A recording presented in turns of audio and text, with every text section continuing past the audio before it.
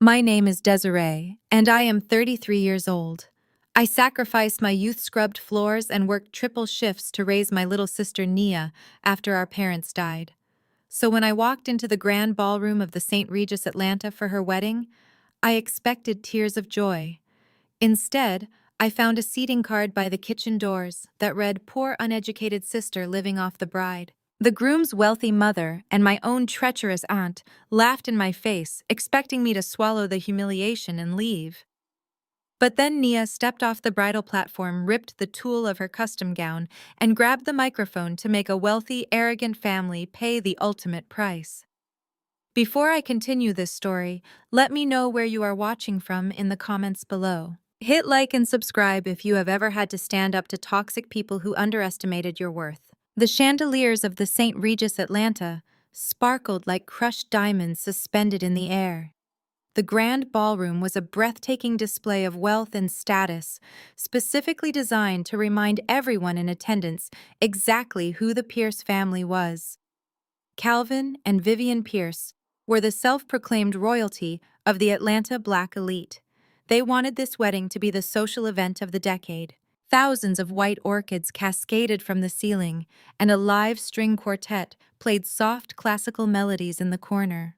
Women draped in designer gowns and men in custom-tailored tuxedos mingled, sipping champagne from crystal flutes. I stood near the entrance, smoothing the fabric of my simple navy blue dress. I had bought it off the rack at a department store. It was modest, clean, and respectful, but in this sea of haute couture, I might as well have been wearing a trash bag. I did not care about the judgmental whispers or the sideways glances from the socialites. I was here for one reason only. My little sister Nia was getting married. I had spent the last 15 years of my life making sure she had every opportunity I never got. Seeing her happy was the only validation I needed. A hostess with a polite but strained smile approached me holding a silver clipboard. She asked for my name, and when I told her, she hesitated. Her eyes darted down to her list and then back up to my face with a look of genuine pity. She gestured toward the far back corner of the massive ballroom. I thanked her and began weaving my way through the maze of elegantly decorated tables. The closer I got to the front where the bridal party was seated, the more beautiful the centerpieces became. But I was not heading to the front. I kept walking past the family tables, past the friends of the family, past the distant relatives and business associates. I kept walking until I reached the very back of the room, right next to the heavy swinging wooden doors of the catering kitchen. The noise of clattering dishes and shouting chefs bled through the walls. The table here was small, pushed into the shadows away from the soft lighting of the main floor. The tablecloth was slightly crooked, and there was no floral centerpiece, just a single unlit candle. I took a deep breath, telling myself that seating arrangements were just logistics. Nia was likely overwhelmed, and the wedding planner had probably made a mistake. But then I looked down at the single-place setting. Resting on the gold charger plate was a pristine white card with elegant swirling calligraphy. I leaned in to read it, expecting to see my name. Instead, the beautiful flowing ink spelled out, "Poor uneducated sister living off the bride." The air left my lungs. My vision blurred for a fraction of a second as the sheer cruelty of those words registered in my mind. This was no mistake. This was a deliberate, calculated execution of my dignity. Someone had specifically instructed the calligrapher to write those exact words. Someone had placed it here in the darkest corner of the room to remind me of my place. Well, well, well, look who found her rightful table. The voice was smooth, dripping with false sweetness and undeniable malice. I turned slowly to see Vivian Pierce, the groom's mother, standing a few feet away. She was draped in a silver sequined gown that probably cost more than a luxury car. A heavy diamond necklace rested against her collarbone, and she held a glass of champagne with a perfectly manicured hand. Her smile was tight and her eyes were cold, holding nothing but absolute contempt. Standing right beside Vivian, grinning like a jackal, was my Aunt Yvonne. Seeing my own blood relative standing beside the woman who was actively humiliating me felt like a physical blow. Aunt Yvonne wore a bright purple dress that was too tight, and she was looking at me with the same resentful expression she had worn for the past 15 years. "I see the seating arrangement is to your liking," Vivian said, taking a slow sip of her champagne. I told the wedding planner that you would feel much more comfortable back here near the kitchen staff. After all, it is an environment you are intimately familiar with. We would not want you getting overwhelmed by mingling with people of our caliber. I stood perfectly still, keeping my face neutral. I had learned a long time ago that reacting to toxic people only gives them the power they crave. I am exactly where I need to be, Vivian, I said, my voice steady and low. I am here to celebrate my sister. That is all. Aunt Yvonne let out a loud, obnoxious laugh that caused a few nearby guests to turn and stare. Celebrate your sister, she mocked, rolling her eyes.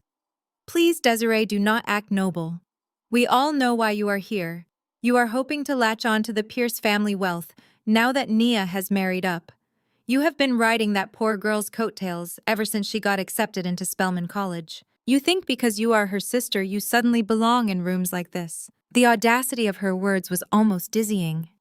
Aunt Yvonne, the woman who had abandoned us when we needed family the most, was standing here accusing me of using Nia. Let us set the record straight, Yvonne, I said, stepping closer to her. My voice was quiet, but it carried a weight that made her smile falter. I did not ride Nia's coattails. I paved the road she walked on. I scrubbed floors in commercial office buildings on the midnight shift. I cleaned hotel rooms until my hands bled. I worked 3 jobs simultaneously for 10 years to pay Nia's tuition so she could graduate from Spelman debt-free. I turned my gaze to Vivian, who was watching me with an amused but arrogant expression. And I had to do all of that because this woman, my dear Aunt Yvonne, forged signatures and stole the entire $100,000 life insurance policy our parents left us when they died in that car crash. She took the money, bought herself a new house, and left a teenage girl to raise a child in the projects. So do not stand there in your cheap purple dress and talk to me about riding coattails. Yvonne's face flushed a deep, ugly shade of red. She opened her mouth to argue, but Vivian gracefully raised a hand, silencing her. Vivian stepped closer to me, the scent of her expensive perfume suffocatingly strong. Nobody cares about your sob story, Desiree, Vivian whispered, her tone venomous. This is the real world. In the real world, pedigree matters, status matters, wealth matters. You are a high school dropout who spent her best years scrubbing toilets. My son Kendrick is a Pierce. He comes from a legacy of excellence and generational wealth. Nia is a beautiful, smart girl, and she will make a fine addition to our family now that we have polished her up. But you are a stain on this wedding. You are a reminder of the gutter she crawled out of.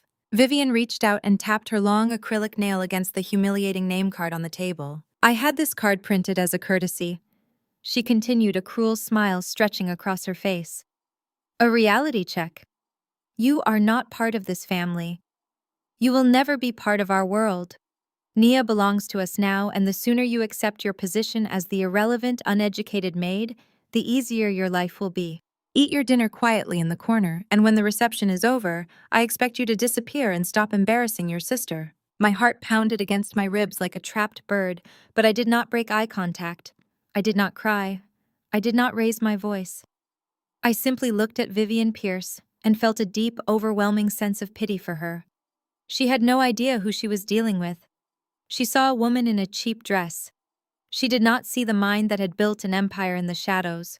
She did not know that the generational wealth she was bragging about was built on a fragile house of cards that I could blow down with a single phone call. Before I could respond, the heavy wooden doors of the kitchen swung open behind me, and a waiter rushed past carrying a tray of appetizers. The noise briefly interrupted the tension.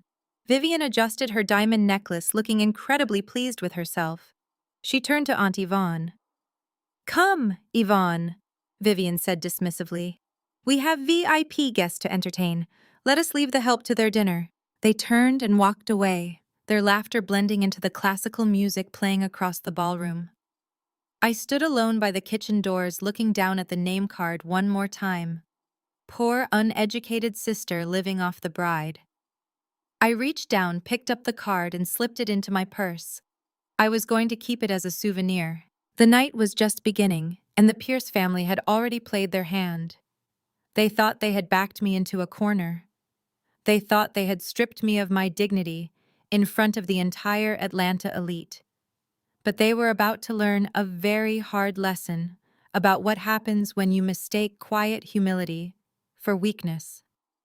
I took my seat at the empty table, pulling out my phone. The real wedding reception was about to start, and I was going to enjoy every single second of it. The clinking of crystal glasses and the soft hum of wealthy conversations filled the grand ballroom. I sat at my isolated table next to the swinging kitchen doors, quietly scrolling through my phone. I was not checking social media or reading congratulatory text messages.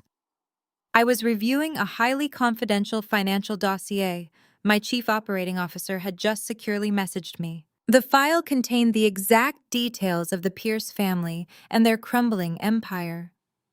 While they paraded around the St. Regis Hotel pretending to be the untouchable royalty of Atlanta, I was staring at the undeniable proof that they were drowning in millions of dollars of toxic commercial debt. My thumb hovered over a screen that detailed their fraudulent loan applications and severely defaulted mortgages. I was just about to close the secure file and lock my screen when a heavy, menacing shadow fell directly across my table. I looked up slowly to see Calvin Pierce looming over me. He was a tall, imposing man who wore his custom-tailored tuxedo like a protective suit of armor. Calvin owned a massive chain of luxury car dealerships across the state and carried himself with the absolute arrogance of a man who believed his money made him invincible to consequences. His silver hair was perfectly coiffed, and his expensive imported cologne preceded him like a warning sign. He did not offer a polite greeting. He did not smile.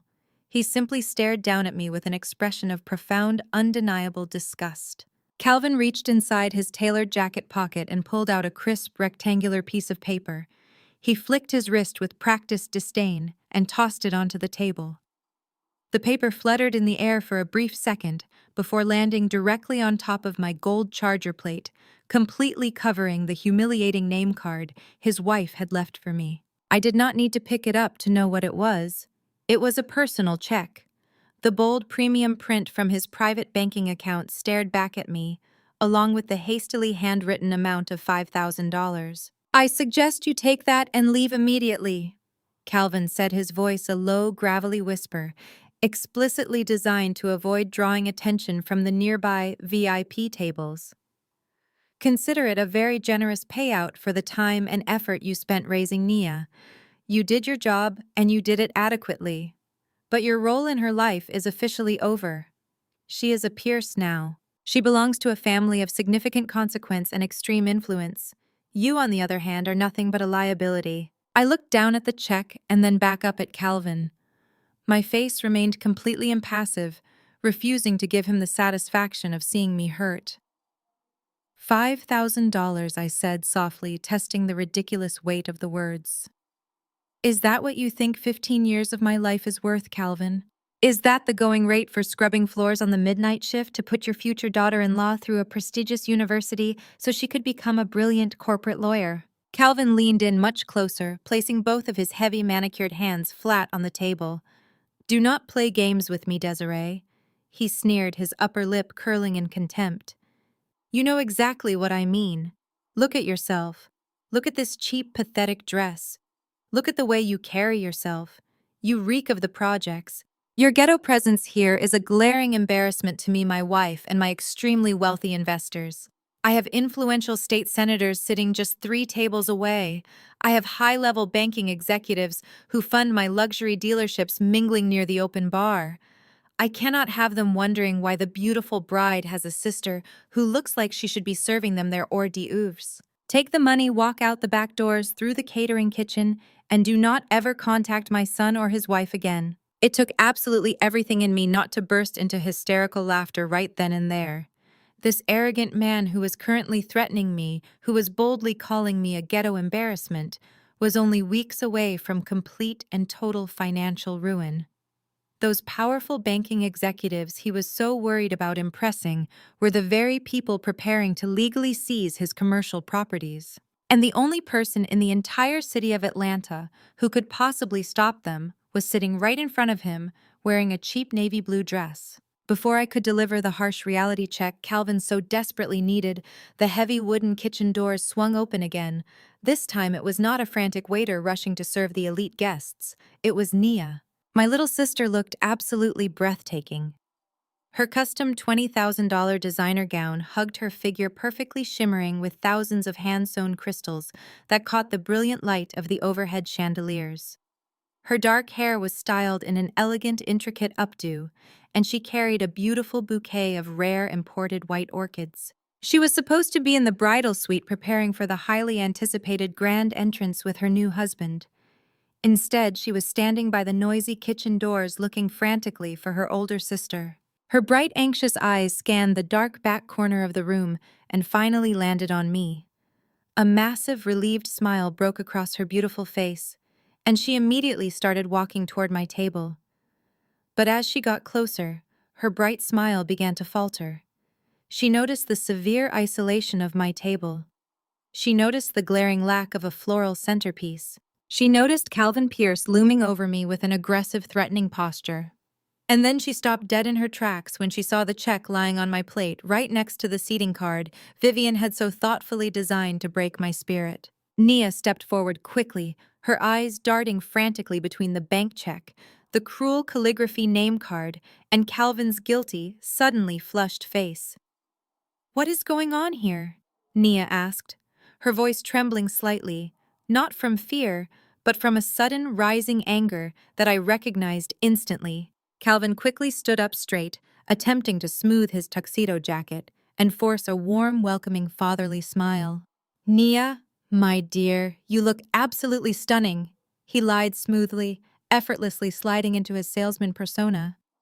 "Your sister and I were just having a quiet, private conversation about her future. I was merely offering her a little financial assistance to help her get on her feet. Now that you are successfully married and moving on to better things." Nia did not listen to a single word he said. She reached past his bulky arm and picked up the white calligraphy card. I watched her silently read the words, "Poor, uneducated sister living off the bride." I watched the devastating realization wash over her features. I watched her fully comprehend the sheer depth of the disrespect her new wealthy family was showing the woman who had sacrificed everything to keep her safe. Nia let out a sharp, painful gasp.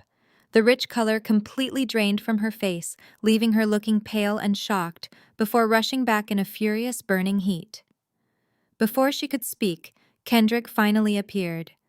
The groom jogged over, looking incredibly annoyed and slightly panicked about the delay. He grabbed Nia's arm a little too tightly, his fingers digging into her skin.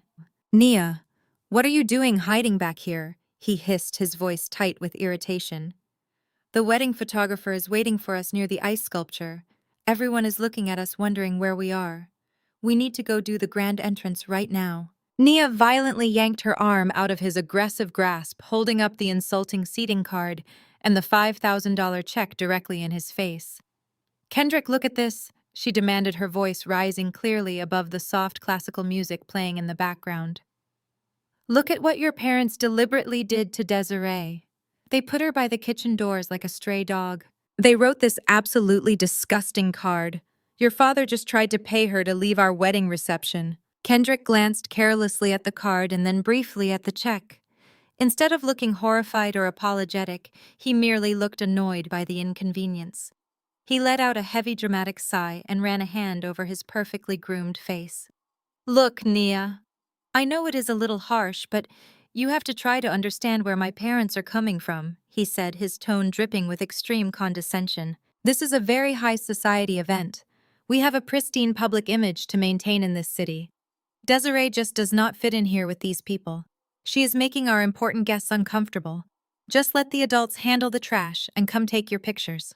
The word trash hung heavily in the air like a brutal physical blow. Kendrick had just boldly called the woman who raised his wife trash directly to her face, without a single ounce of hesitation. I remained calmly seated, watching the entire dramatic scene unfold with absolute crystal clarity. I did not need to stand up and aggressively defend myself. I knew exactly who my sister was deep down. I knew the intense, fierce fire I had instilled in her since she was a little girl growing up in our tiny apartment. Nia stared at her new husband as if she had never actually seen him before in her entire life. The charming illusion of the perfect wealthy gentleman shattered into a million irreversible pieces right before her eyes. He was not a Prince Charming coming to save her. He was a weak, pathetic coward, hiding safely behind his father's massive checkbook. Nia looked at Calvin, who was actively glaring at me as if this entire situation was somehow my fault. She looked across the room at Vivian and Aunt Yvonne, who were now watching the commotion from a safe distance, eagerly exchanging smug, toxic whispers. Finally, Nia looked down at me. I gave her a small, almost imperceptible nod. It was a silent, powerful confirmation that she did not have to endure this abuse, that she did not have to force a fake smile for the expensive cameras and pretend to be part of a terrible family that viewed her bloodline as a contagious disease. The heavy tears that had been threatening to spill from Nia's eyes instantly vanished. They were immediately replaced by a cold, hard, focused fury that perfectly mirrored my own. Nia slowly reached up to her neck and unclasped the heavy diamond necklace Vivian had given her as a supposed welcome to the family gift. She let the expensive jewelry drop carelessly onto the table with a loud metallic clatter. Then she reached down with both hands to the delicate hem of her $20,000 custom gown. The exquisite gown she had spent agonizing months designing. The gown that was supposed to symbolize her triumphant transition into the Atlanta elite. With one swift, incredibly violent motion, Nia grabbed the delicate silk tulle and ripped it. The shocking sound of the expensive fabric tearing echoed loudly, cutting sharply through the polite chatter of the grand ballroom. Kendrick jumped back in absolute horror, his eyes widening in disbelief. "What the hell are you doing?" he yelled, his handsome face twisting into an ugly mask of sheer panic. "Are you completely insane? That dress cost more than your sister's entire car. Stop it, right now." Nia completely ignored his frantic screaming. She grabbed another handful of fabric and ripped it again fiercely, freeing her legs from the heavy, restrictive bridal train. She kicked off her uncomfortable designer heels, leaving them discarded on the polished hardwood floor. She was no longer a timid, blushing bride trying desperately to fit into a rigid mold created by the Pierce family. She was a brilliant, independent woman who had just painfully realized her own massive worth and the immense, undeniable value of the sister sitting quietly beside her. Kendrick lunged forward and tried to grab her arm again to stop her, but Nia shoved his chest away with surprising explosive force. Kendrick stumbled backward, his expensive polished shoes slipping slightly on the slick marble floor. He looked at Nia as if she had suddenly transformed into a terrifying stranger. The loud, aggressive shove had completely shattered the carefully curated illusion of the obedient, grateful bride. Nia did not waste another second looking at him. She turned her back on the man she was supposed to spend the rest of her life with and began marching directly toward the center of the grand ballroom. The ripped, shredded edges of her custom $20,000 gown dragged heavily behind her like the glorious ruins of a conquered empire. The music was still playing, but the lively chatter of the wealthy guests began to abruptly die down as they noticed the furious bride striding aggressively across the floor.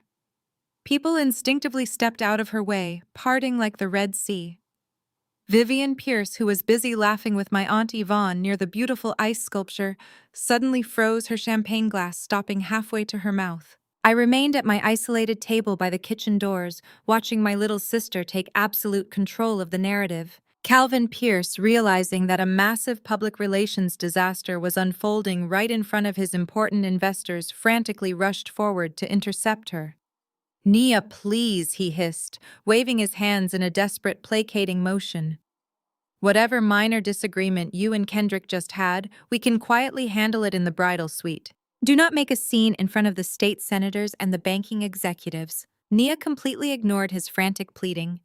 She walked right past his outstretched arms and headed straight for the elevated stage where the live band and the wedding DJ were stationed. The DJ, a young man in a sharp black vest, looked incredibly confused as the beautiful bride stormed up the carpeted steps and marched directly toward his audio equipment. Without asking for permission, Nia reached over the turntable and grabbed the heavy wireless microphone. She flicked the switch with her thumb and tapped the silver mesh grill twice. The sharp, booming sound echoed loudly through the massive ballroom, instantly killing the soft classical music. Absolute dead silence fell over the St. Regis ballroom. Hundreds of wealthy, influential guests turned their undivided attention to the furious bride standing on the stage, holding the torn remnants of her dress. "Good evening, everyone," Nia said, her voice echoing clearly through the state-of-the-art sound system. It was not shaking. It was incredibly steady, ringing with undeniable authority. "I want to thank you all for coming out tonight to celebrate the union of the Pierce family and myself. However, there has been a slight change in the scheduled programming for this evening." A collective gasp rippled through the sea of designer gowns and tailored tuxedos. Vivian Pierce dropped her champagne glass. The delicate crystal shattered loudly against the hardwood floor, but nobody even looked in her direction. They were entirely captivated by the woman commanding the stage. "You see, the Pierce family loves to talk about legacy." Nia continued, pacing slowly across the stage, her eyes locking onto Calvin. "They love to boast about their generational wealth, their impeccable social standing, and their deeply rooted values.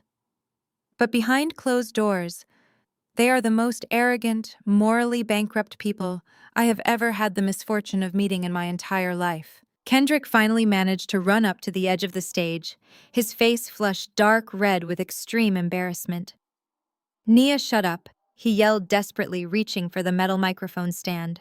"You are ruining everything. You are making us look like fools in front of the entire city." Nia took a deliberate step back, keeping the microphone firmly in her grasp. "No, Kendrick. I am finally seeing everything clearly," she replied, her voice echoing over the large speakers. "Your parents just tried to pay my older sister $5,000 to leave our wedding reception through the back doors like a common criminal. They placed her at a table next to the catering kitchen with a name card calling her poor and uneducated simply because she is not part of your pretentious elite circle. They wanted her to disappear so she would not embarrass your wealthy investors." Loud, shocked murmurs immediately erupted from the massive crowd. Several prominent guests, including the banking executives Calvin had been desperately trying to impress, turned to look at the disgraced patriarch with sheer disgust. Calvin stood completely frozen in the middle of the dance floor, his face turning an unhealthy shade of purple as his public image rapidly disintegrated. "My sister scrubbed floors and worked triple shifts for 10 solid years to put me through Spelman College," Nia declared, her voice swelling with fierce pride and unshed tears. "She sacrificed her entire youth so I could stand here today as a corporate lawyer. She has more grace, intelligence, and undeniable class in her little finger than the entire Pierce family has in their collective bank accounts. I will never marry into a family that disrespects the woman who literally gave me the world." Nia walked to the very edge of the stage, looking down directly at Calvin Pierce. The arrogant car dealership owner was trembling with pure, uncontrolled rage, his fists clenched tightly at his sides. He opened his mouth to speak, but nothing came out. "Calvin," Nia said, her voice dropping to a dangerously calm octave that commanded absolute silence.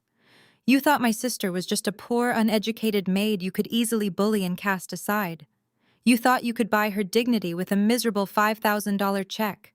You just made the most expensive mistake of your entire life." The ballroom remained completely paralyzed in a state of sheer shock. Nia did not bother to explain her ominous warning. She simply lowered the microphone and let it drop heavily onto the wooden stage. The loud electronic thud signaled the undeniable end of the Grand Pierce wedding. Nia elegantly descended the stage stairs and walked purposefully toward Kendrick. The grooming heir apparent looked absolutely pathetic standing there with his mouth hanging wide open in utter disbelief.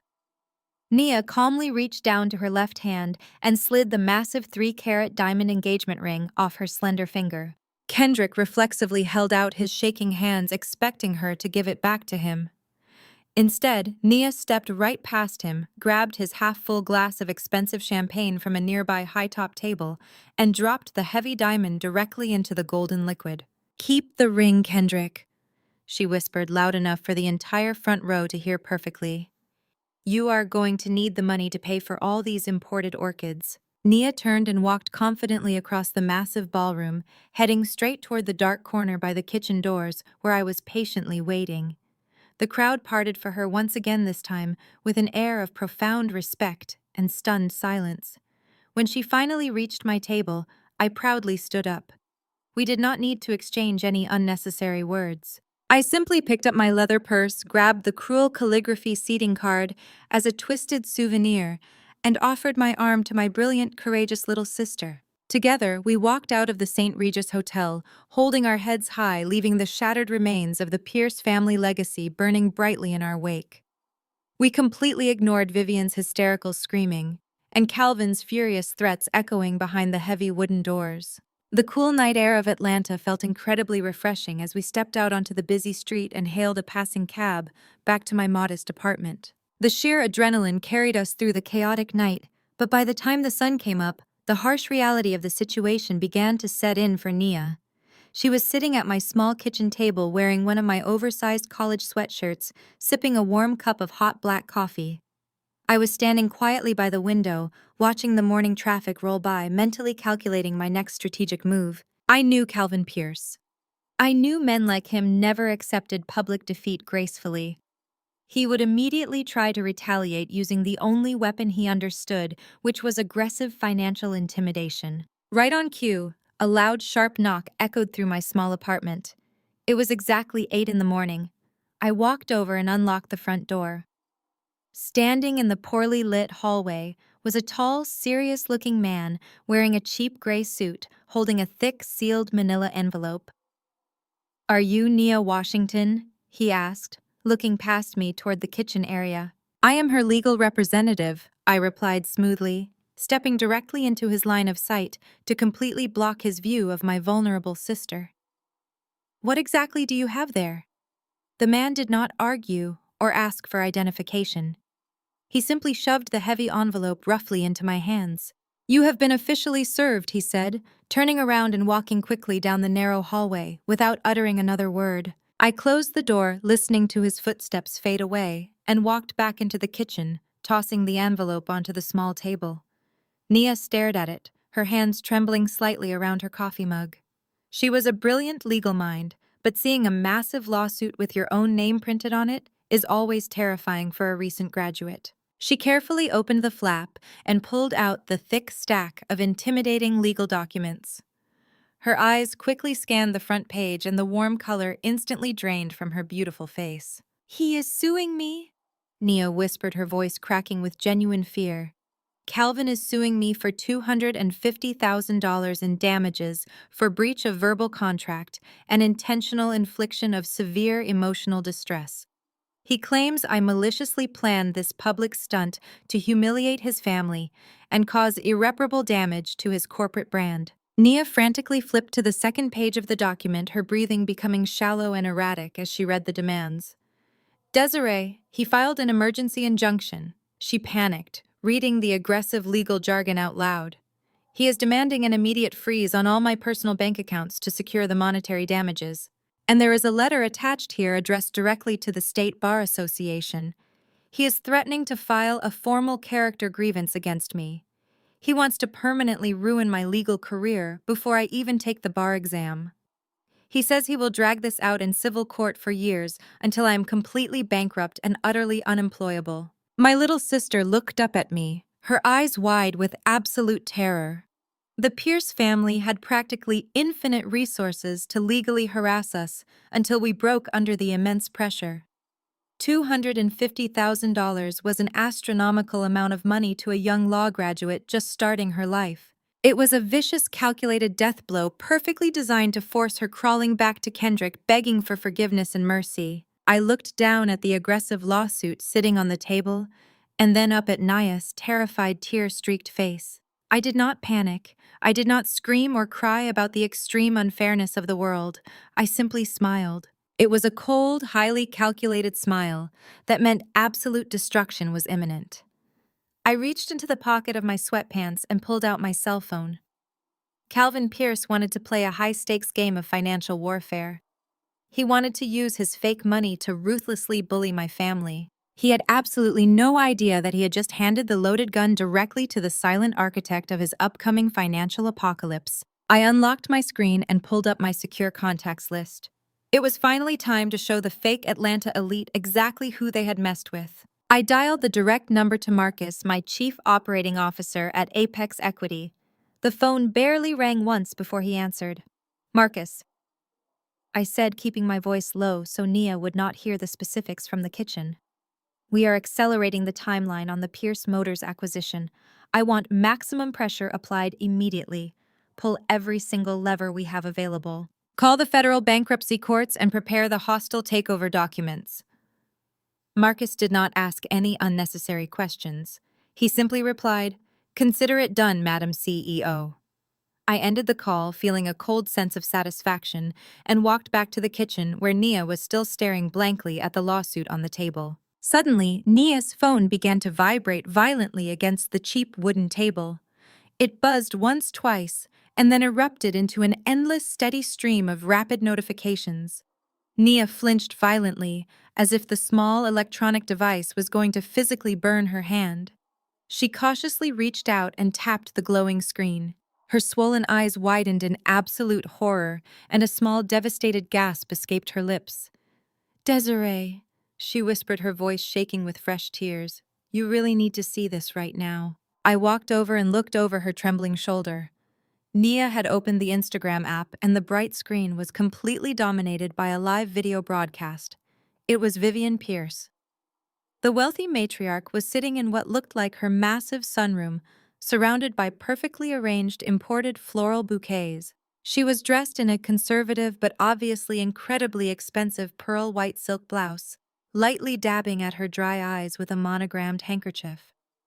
More than 5,000 people were currently watching the live stream, including hundreds of prominent members from her elite Atlanta megachurch congregation. Vivian stared tragically into the camera lens, playing the role of the heartbroken righteous mother to absolute perfection. "My dear friends," Vivian said, her voice trembling with expertly manufactured grief and perfectly timed pauses. "I come to you today with a heavily burdened heart to ask for your urgent prayers and spiritual support. Yesterday was supposed to be the happiest, most blessed day of my son Kendrick's life. We welcomed a young woman named Nia into our private home with nothing but open arms and unconditional Christian love. We tried incredibly hard to overlook her deeply troubled background. We tried so desperately to give her the beautiful, stable life she always needed." Vivian paused dramatically, taking a long, shaky breath before wiping away a completely invisible tear. "But my friends, we gravely underestimated the dark, manipulative influence of her older sister, Desiree. Desiree is a deeply bitter, jealous spinster who has accomplished absolutely nothing of value in her own miserable life. She could not stand to see her younger sister marry into a respectable, highly blessed family. She maliciously brainwashed that poor, naive girl. She intentionally orchestrated a cruel public spectacle at the wedding reception in a wicked attempt to extort the Pierce family for money." The comments on the live stream were rolling in at lightning speed. Members of the Atlanta High Society and the church community were aggressively attacking us, calling me a gold digger, a demon, and a ghetto opportunist. Deacons from her church were typing loud amens and sending endless praying hand emojis, completely blind to the fact that their beloved Vivian was a total fraud. But Vivian was not working alone in this calculated smear campaign. She had brought in reinforcements to make her vicious lies look like undeniable established facts. "Look at this article," Nia said, her hands shaking violently as she switched apps and opened a link someone had just texted her. It was a popular local gossip blog that catered strictly to the Atlanta elite circle. The massive, bold headline read, "The truth behind the St. Regis wedding disaster bride's own aunt exposes vicious extortion plot." I scrolled down the page and saw a large, high-definition photo of my Aunt Yvonne sitting in a plush leather chair, looking incredibly smug and righteous. In the exclusive paid interview, Yvonne had completely sold her soul to the Pierce family. She claimed that I had always been a lazy, calculating manipulator who aggressively forced Nia to date Kendrick specifically for his immense wealth. Yvonne even had the absolute nerve to claim that she was the one who had financially supported us after our parents passed away, portraying herself as a selfless martyr who had been deeply betrayed by my supposed greed. She proudly stated that she had tried to warn Vivian Pierce about our toxic family dynamics, but her warnings came far too late. She painted herself as the honest relative while labeling me a dangerous criminal mastermind. They are genuinely trying to destroy us, Nia cried, dropping her phone onto the table like it was toxic waste. They are using their massive platform to turn the entire city against us. My law firm partners follow that exact gossip blog, Desiree. If they see this, my professional career is completely over before it even officially starts. Nobody hires a corporate lawyer who is heavily associated with a massive public extortion scandal and a pending $250,000 lawsuit. I placed my hands gently and firmly on Nia's shaking shoulders. Let them talk. I said, my voice steady and completely unbothered by the digital circus. Let them put all their desperate lies on the internet for the whole world to see. Do you know why a supposedly powerful, untouchable family goes on a massive public smear campaign, Nia? Because they are absolutely terrified. Because they have no real tangible ammunition left. Vivian is acting exactly like a wounded animal backed into a dark corner. She is trying to win the highly volatile court of public opinion because she knows deep down she is about to lose absolutely everything else. Nia looked up at me desperately, wanting to believe my confident, reassuring words, but the sheer heavy weight of the aggressive social media attack and the $250,000 lawsuit was actively crushing her spirit. She was just a 25-year-old girl facing the combined wrath of a billionaire family, or at least a family everyone foolishly believed were billionaires. The stressful morning dragged heavily into the late afternoon. I made Nia turn off her phone completely and convinced her to take a long, hot shower to calm her frayed nerves. I sat quietly in the living room reviewing the complex financial portfolios Marcus had urgently sent over, meticulously preparing my massive legal counterstrike. Around 3 o'clock in the afternoon, the heavy, exhausted silence of my apartment was abruptly shattered by a loud, aggressive knock on the front door. The cheap wooden door actually vibrated on its hinges from the sheer, aggressive force of the pounding. It was not the quick, polite, professional knock of a regular delivery driver. It was a highly demanding, arrogant pounding that clearly communicated extreme wealth and deep entitlement. I stood up, smoothed my casual, comfortable clothes, and walked slowly to the door. When I pulled it open, I was immediately greeted by the highly unpleasant sight of Kendrick Pierce. The disgraced, arrogant groom was standing right in my narrow, poorly lit hallway wearing a sharp, expensive tailored suit, looking incredibly smug and victorious. He was not alone. Flanking him closely on either side were two older white men in expensive dark suits, carrying thick, imported leather briefcases. They had the unmistakable predatory sharp look of high-priced, ruthless corporate lawyers. Well, well, well, Kendrick sneered loudly, looking around my modest apartment hallway with blatant, unfiltered disgust. It smells exactly like poverty and desperation in here. I always genuinely wondered how the other half lived their pathetic little lives. I did not move aside to politely let them in. I stood firmly and securely in the doorway, crossing my arms defensively over my chest. State your exact business, Kendrick, I demanded coldly. You are currently trespassing on private property, and I have absolutely no patience for your childish games today. Kendrick chuckled darkly, adjusting his expensive silk tie with a practiced, arrogant flick of his wrist. Oh, we are going to have a little serious chat, Desiree, whether you happen to like it or not. You and your sister made a massive, unforgivable mistake last night. But because my family is incredibly gracious and highly forgiving, I have personally come here to offer you one final desperate chance to fix it before we completely obliterate your miserable lives. He snapped his fingers sharply, and the lawyer standing on his right immediately opened his leather briefcase, extracting a thick, legally bound document and a sleek silver luxury pen.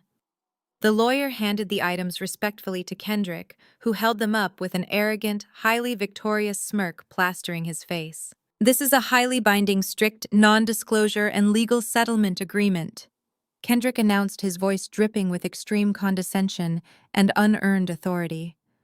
We already know you do not have $250,000, Desiree. We know you are a broke, uneducated former maid who could not even afford a decent designer dress for a luxury high society wedding. So I am generously offering you a very easy way out of the massive civil lawsuit my father just legally filed against your sister. I remained perfectly silent, letting him confidently dig his own grave much deeper with every single arrogant word that left his mouth. Here are the strict, unnegotiable terms. Kendrick continued stepping slightly closer, trying vainly to use his physical height to violently intimidate me. You will pack your cheap plastic bags and permanently leave the city of Atlanta by midnight tonight. You will completely sever all forms of contact with Nia. You will never call her, text her, or attempt to see her face ever again. If you agree to completely disappear from our lives forever and immediately sign this non-disclosure agreement, promising never to speak publicly about the Pierce family, I will personally instruct my father to drop the massive lawsuit. Kendrick smiled a cold, calculating, cruel smile that genuinely made my stomach turn in disgust. And once you are completely gone, I will generously agree to take Nia back. She will publicly apologize to my mother on Instagram Live. She will immediately quit her little independent law firm job. And she will finally be the quiet, obedient, supportive wife she was always meant to be. If you really love your sister Desiree, you will sign this paper right now and walk away forever. If you refuse my generous offer, I promise you we will drag her ruthlessly through civil court until she is entirely homeless and begging for mercy on the filthy streets. The sheer, unmatched audacity of his highly toxic ultimatum was almost impressive to witness in person. He genuinely, truly believed he held all the winning cards in his hand. He genuinely believed I was just a helpless, poor black woman trembling in the terrifying face of his massive inherited wealth and his high-priced legal team. He arrogantly thought he could casually buy my brilliant sister, completely erase my very existence, and easily restore his deeply fractured, fragile ego with a single printed piece of paper. His two expensive corporate lawyers stood silently and menacingly behind him, looking at me with cold, detached, absolute professionalism, waiting expectantly for me to break down in pathetic tears and frantically sign the document to save myself. They fully expected me to instantly surrender. They fully expected me to blindly sacrifice myself to save Nia from total financial ruin, just like I had willingly sacrificed my entire youth to raise her. I looked directly and fearlessly into Kendrick's smug, wildly arrogant eyes. I did not scream in terror. I did not curse at him loudly or try to physically attack him in blind rage. I simply let out a low, highly amused, genuine laugh that completely threw him entirely off balance. His victorious, confident smile slightly faltered, revealing a brief flash of deep insecurity. "What exactly is so funny?" he snapped loudly, his sudden irritation quickly replacing his carefully manufactured confidence. "You think $250,000 federal lawsuit is a funny joke?" "No, Kendrick," I replied, my voice perfectly calm and dangerously soft, echoing slightly in the small space. "I think you are a pathetic joke. I think your incredibly fake billionaire father is a joke. And I think it is absolutely hilarious that you dragged two high-priced corporate lawyers to my front door to aggressively threaten me over pennies." I took a deliberate, powerful step forward, forcing Kendrick to instinctively take a nervous step back out of pure fear. I did not take the settlement document from his outstretched, shaking hand. Instead, I reached slowly into my back pocket and pulled out a single neatly folded piece of paper I had confidently printed earlier from my secure home office. I held the crisp piece of paper between my fingers and extended it not toward Kendrick, but directly toward the older lead attorney standing sharply on his right. The lawyer looked slightly confused by my calm demeanor, but his professional training took over. He reached out and took the folded document from my hand, sliding his expensive reading glasses down the bridge of his nose to examine it. I watched his eyes scan the top of the page. I watched the arrogant, highly practiced indifference completely vanish from his wrinkled face. The lawyer blinked rapidly, holding the paper closer to his face, as if the printed ink might magically change if he stared at it hard enough. A tense, heavy silence filled the narrow hallway. Kendrick looked back and forth between me and his highly paid legal counsel, his confident smirk beginning to falter at the edges. "What is it?" Kendrick snapped, his voice sharp with sudden, uncontrolled anxiety. "Is it a desperate forged check? An IOU? Tell her we do not accept payment plans from people who live in low-income housing." The lead attorney did not laugh at Kendrick's cruel joke. He did not even look at his wealthy client.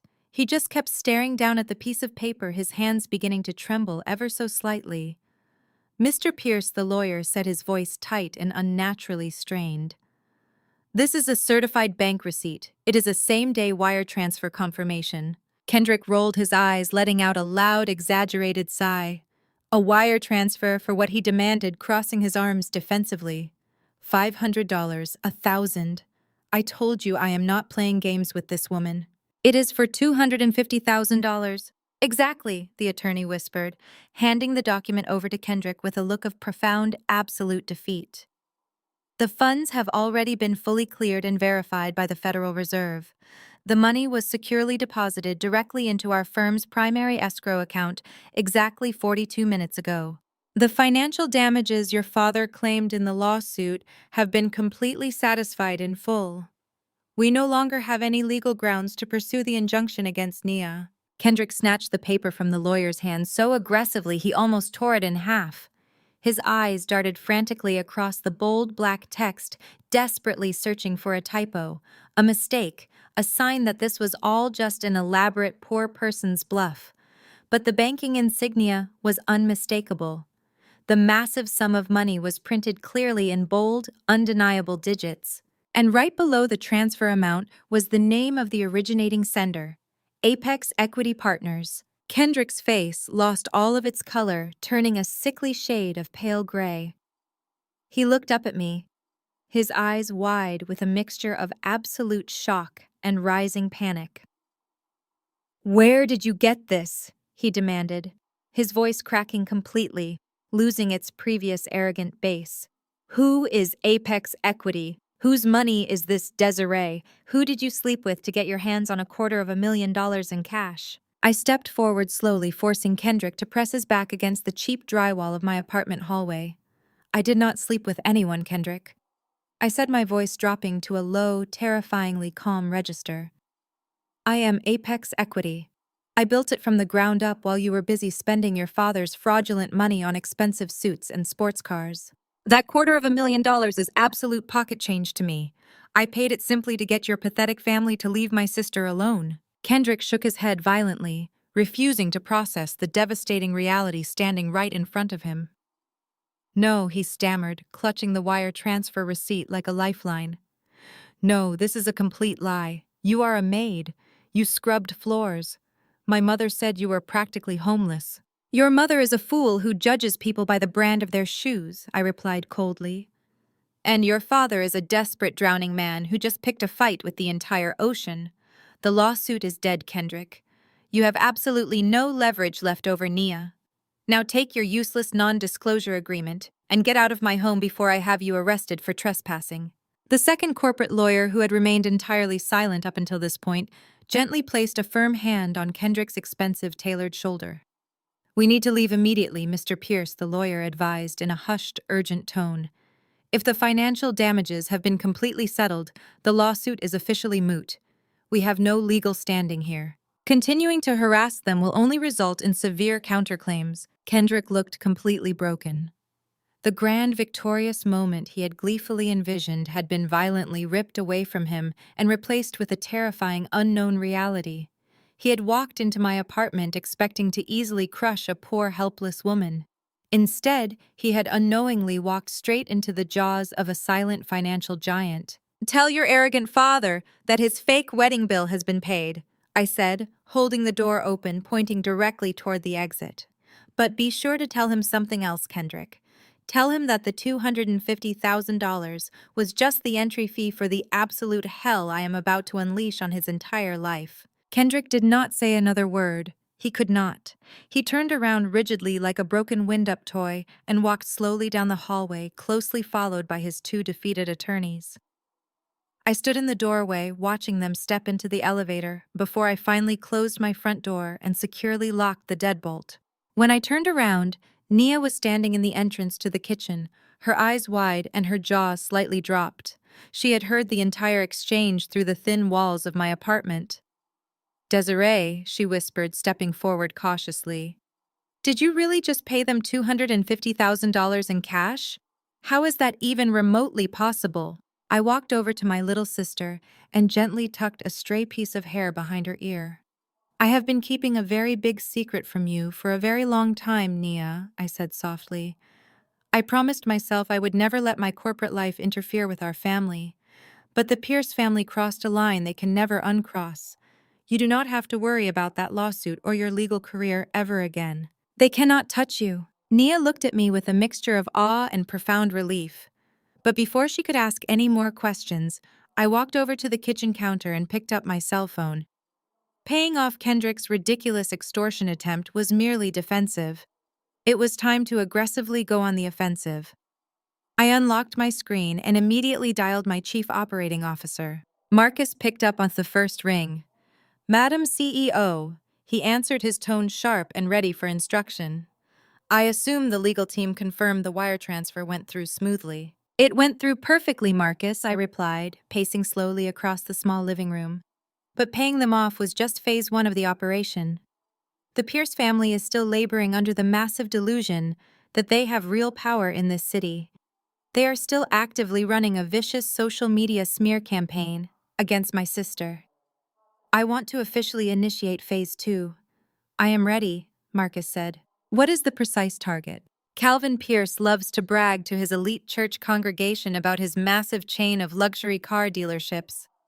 I explained, my mind rapidly calculating the tactical financial strike. He walks around Atlanta acting like he is a real estate mogul. But we both know the pathetic truth, Marcus. Calvin does not actually own the physical land that his 3 biggest Pierce Motors dealerships sit on. He leases those prime commercial lots from a massive real estate conglomerate based in Chicago. That is correct, Marcus confirmed, the sound of rapid typing echoing over the phone line as he instantly pulled up Calvin's corporate files. He has 20-year commercial leases on all 3 locations. The terms stipulate that the landowner has the absolute right to terminate the leases early in the event of a property sale, provided the new owner intends to repurpose the land. Exactly, I said, a cold, hard smile touching my lips. I want Apex Equity to buy out the commercial leases of all 3 Pierce Motors dealerships. Do not negotiate. Do not haggle over the price. Contact the Chicago conglomerate right now and offer them 25% above the current market value in pure liquid cash. Tell them we want the deed transferred and the paperwork completely finalized by the end of the business day. There was a brief pause on the line as Marcus processed the sheer aggressive magnitude of the order. You are buying the literal ground out from under his entire business empire, he asked, his voice laced with deep professional respect. I want to own the dirt he stands on, Marcus, I replied coldly. Once the purchase is legally finalized, Apex Equity will be Calvin Pierce's new direct landlord. And the very first thing we are going to do as the new property owners is serve him with an immediate 30-day notice of commercial eviction. We are going to legally force him to move hundreds of luxury cars off our private property. Consider it done, Desiree, Marcus said decisively. The Chicago firm has been desperate to offload those properties due to Calvin's history of late rent payments. They will happily take our cash offer without a second thought. I will have our acquisitions team draft the final contracts within the hour. Excellent, I said. And Marcus, make sure the purchase is handled through one of our completely anonymous shell corporations. I do not want Calvin Pierce to know that Apex Equity is his new landlord just yet.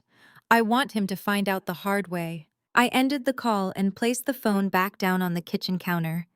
The game had fundamentally changed. Vivian Pierce could cry on Instagram Live all she wanted. Aunt Yvonne could run to every gossip blog in the state of Georgia telling vicious lies about my character. None of their pathetic social warfare mattered anymore, because while they were busy desperately trying to destroy my public reputation, I was quietly, meticulously buying their entire reality. Calvin Pierce thought his wealth made him a king. But he was about to wake up tomorrow morning and realize he was nothing more than a peasant living on my land. I looked over at Nia, who was watching me with an expression of pure, unadulterated shock and fierce pride. Get dressed, Nia, I said, grabbing my car keys from the table. Put on the nicest outfit you own. If the Pierce family wants to play high society games, we are going to show them exactly how the real elite operate in this city. Where are we going? Nia asked, rushing toward her bedroom. We are going shopping, I replied. Because tomorrow night, Calvin Pierce has a highly exclusive dinner meeting with the mysterious billionaire CEO who just bought his $15 million toxic debt.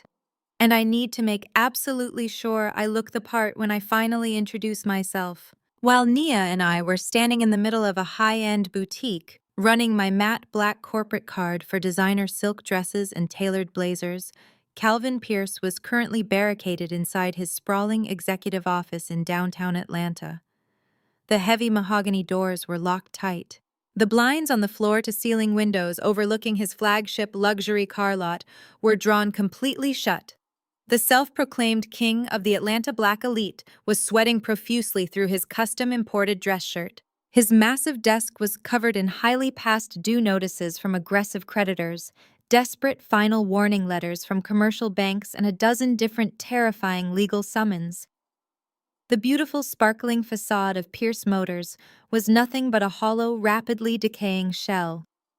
Calvin Pierce was entirely, completely, and hopelessly broke. For the past 5 years, Calvin had been recklessly running a massive financial Ponzi scheme disguised as a legitimate family business empire. He had been secretly pulling highly illegal secondary mortgages on his dealership properties, drastically overinflating his inventory assets on federal tax documents, and wildly spending money he absolutely did not have just to aggressively maintain his fake high society image.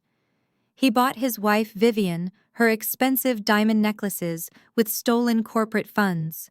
He paid for his son Kendrick's lavish lifestyle using highly fraudulent business loans. The crushing weight of his $15 million commercial debt had finally caught up to him.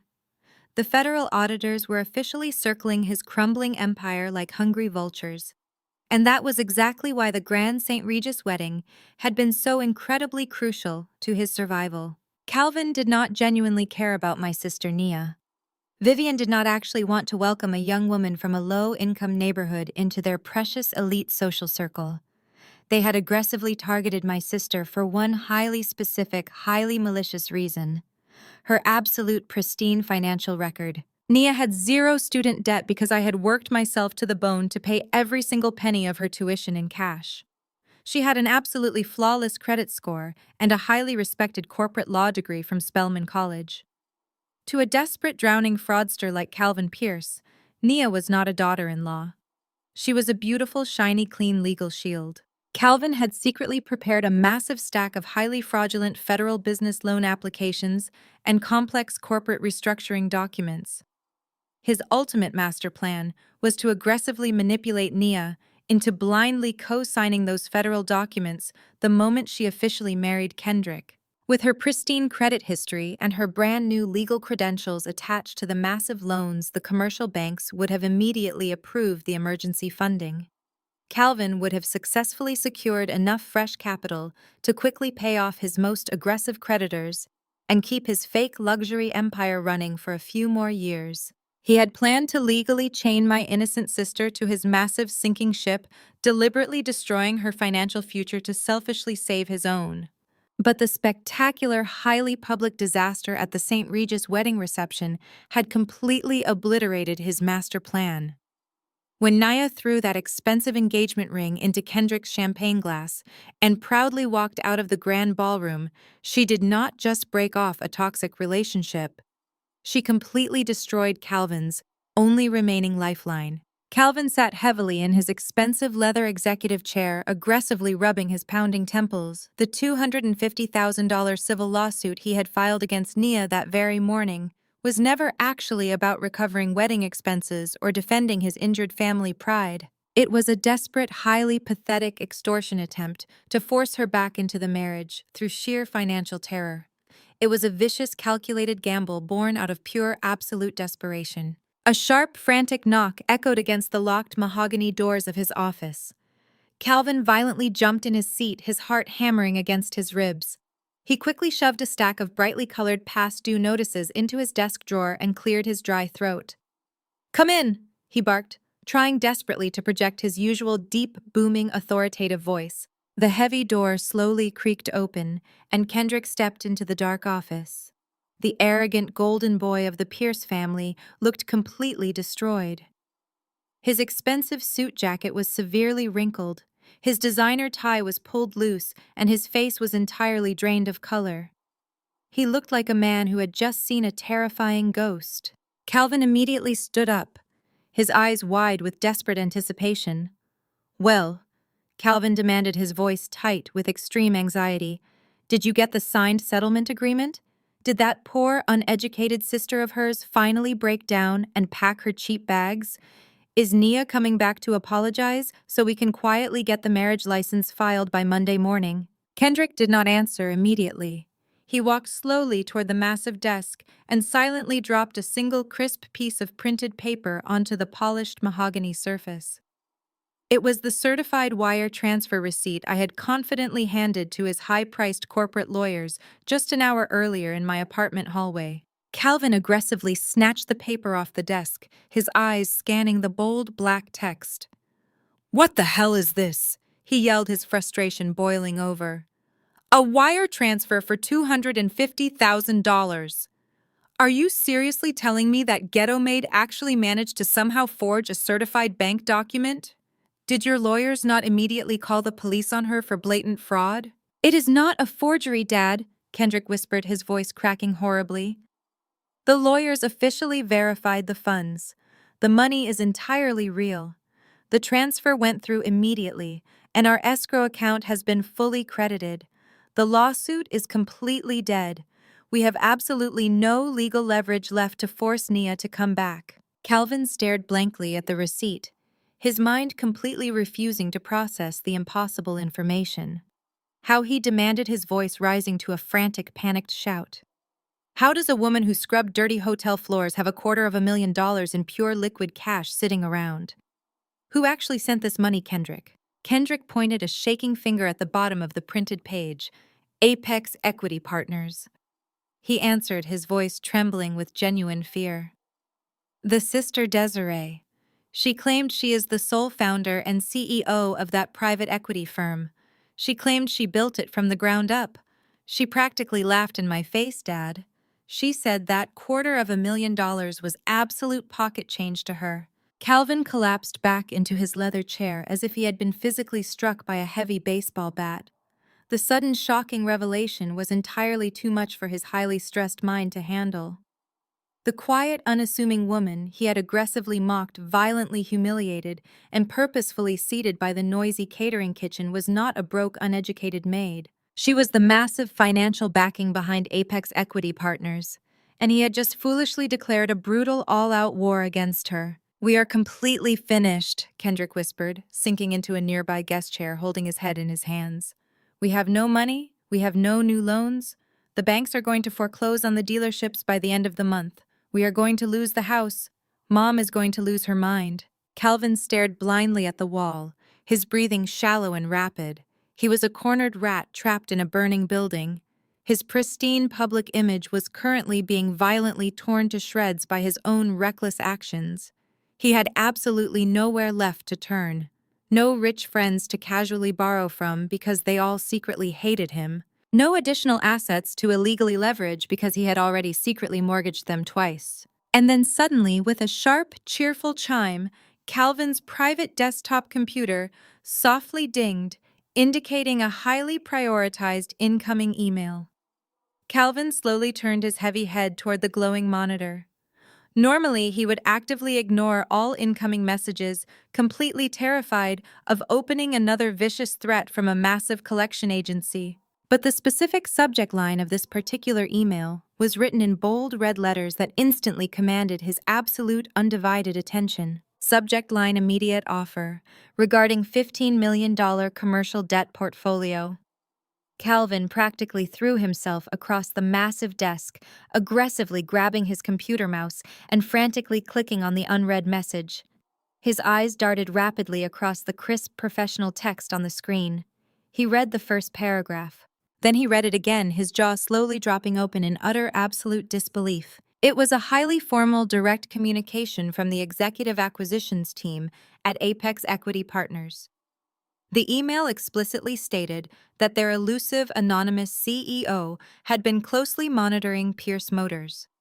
It stated that Apex Equity was currently highly interested in aggressively expanding their commercial real estate portfolio in the greater Atlanta area. And most importantly, it offered a direct, immediate lifeline. Apex Equity was formally proposing to completely buy out Calvin's massive $15 million toxic debt, completely restructuring his failing loans and injecting massive new capital into his struggling business. The email concluded with a highly exclusive invitation. The CEO of Apex Equity Partners wished to personally meet with Calvin Pierce tomorrow evening at exactly 7 o'clock at the most expensive Michelin star restaurant in the exclusive Buckhead district to formally discuss the massive buyout and physically sign the restructuring contracts. Calvin began to laugh. It started as a low, desperate chuckle and quickly evolved into a loud, hysterical, booming roar of absolute pure joy. He slapped his hands violently against his mahogany desk, entirely ignoring Kendrick, who was staring at him like he had finally lost his mind. "Look at this, Kendrick!" Calvin shouted, spinning the computer monitor around so his confused son could read the glowing screen. "Look at this magnificent offer. I told you I am an absolute genius. I told you I am completely untouchable in this city." Kendrick squinted at the screen, his brow furrowing in deep confusion. "Dad," he said, slowly pointing at the sender address. "This is from Apex Equity Partners. That is the exact same company Desiree just used to wire us the lawsuit settlement money. Are you completely insane? She is the CEO. This has to be a vicious trap." Calvin aggressively waved his hand, completely dismissing his son's extremely valid concerns with his usual blind arrogance. "Do not be a naive idiot, Kendrick," he scoffed aggressively, straightening his wrinkled suit jacket and instantly regaining his toxic false confidence. "That ghetto maid is not the CEO of a massive multi-million-dollar private equity firm. She probably just works as a low-level secretary for the actual billionaire in charge. She probably begged her wealthy boss for a small advance on her miserable salary to bail out your runaway bride." Calvin puffed out his chest, his massive ego instantly re-inflating to its full dangerous capacity. "The real CEO is obviously a brilliant, wealthy businessman who clearly recognizes my immense value and my massive corporate potential in this city," Calvin declared proudly. "He sees that my dealerships are a prime investment opportunity. He wants to partner with a true titan of the Atlanta elite." Kendrick still looked highly doubtful, but he was entirely too weak and cowardly to actively argue with his deeply delusional father. "So what are we going to do?" Kendrick asked nervously. "We are going to that dinner meeting tomorrow night," Calvin announced, a greedy, cruel smile spreading rapidly across his face. "Tell your mother to put on her absolute best designer dress and her most expensive diamonds. We are going to walk into that high-end restaurant looking like absolute royalty.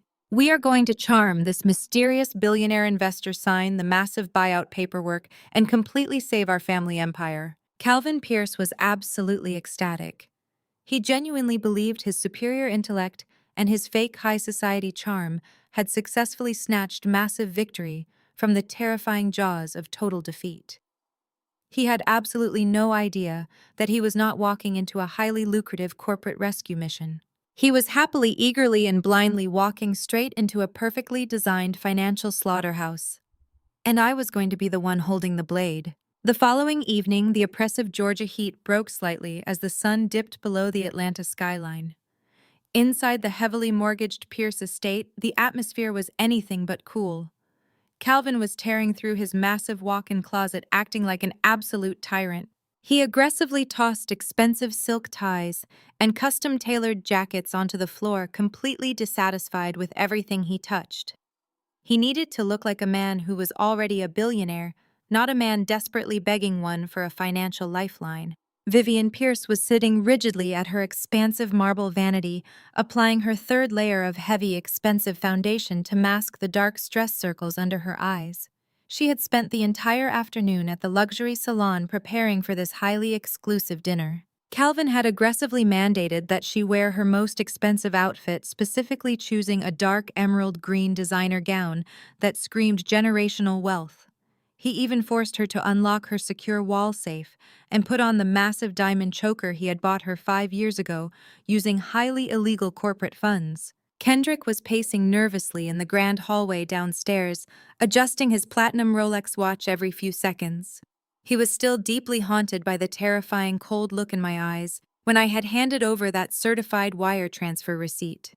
He had desperately tried to convince his father that the Apex equity meeting was a massive dangerous trap, but Calvin had violently shut him down, threatening to completely cut him out of the family will if he dared to ruin this golden opportunity with his pathetic cowardly whining. The stakes were incredibly high.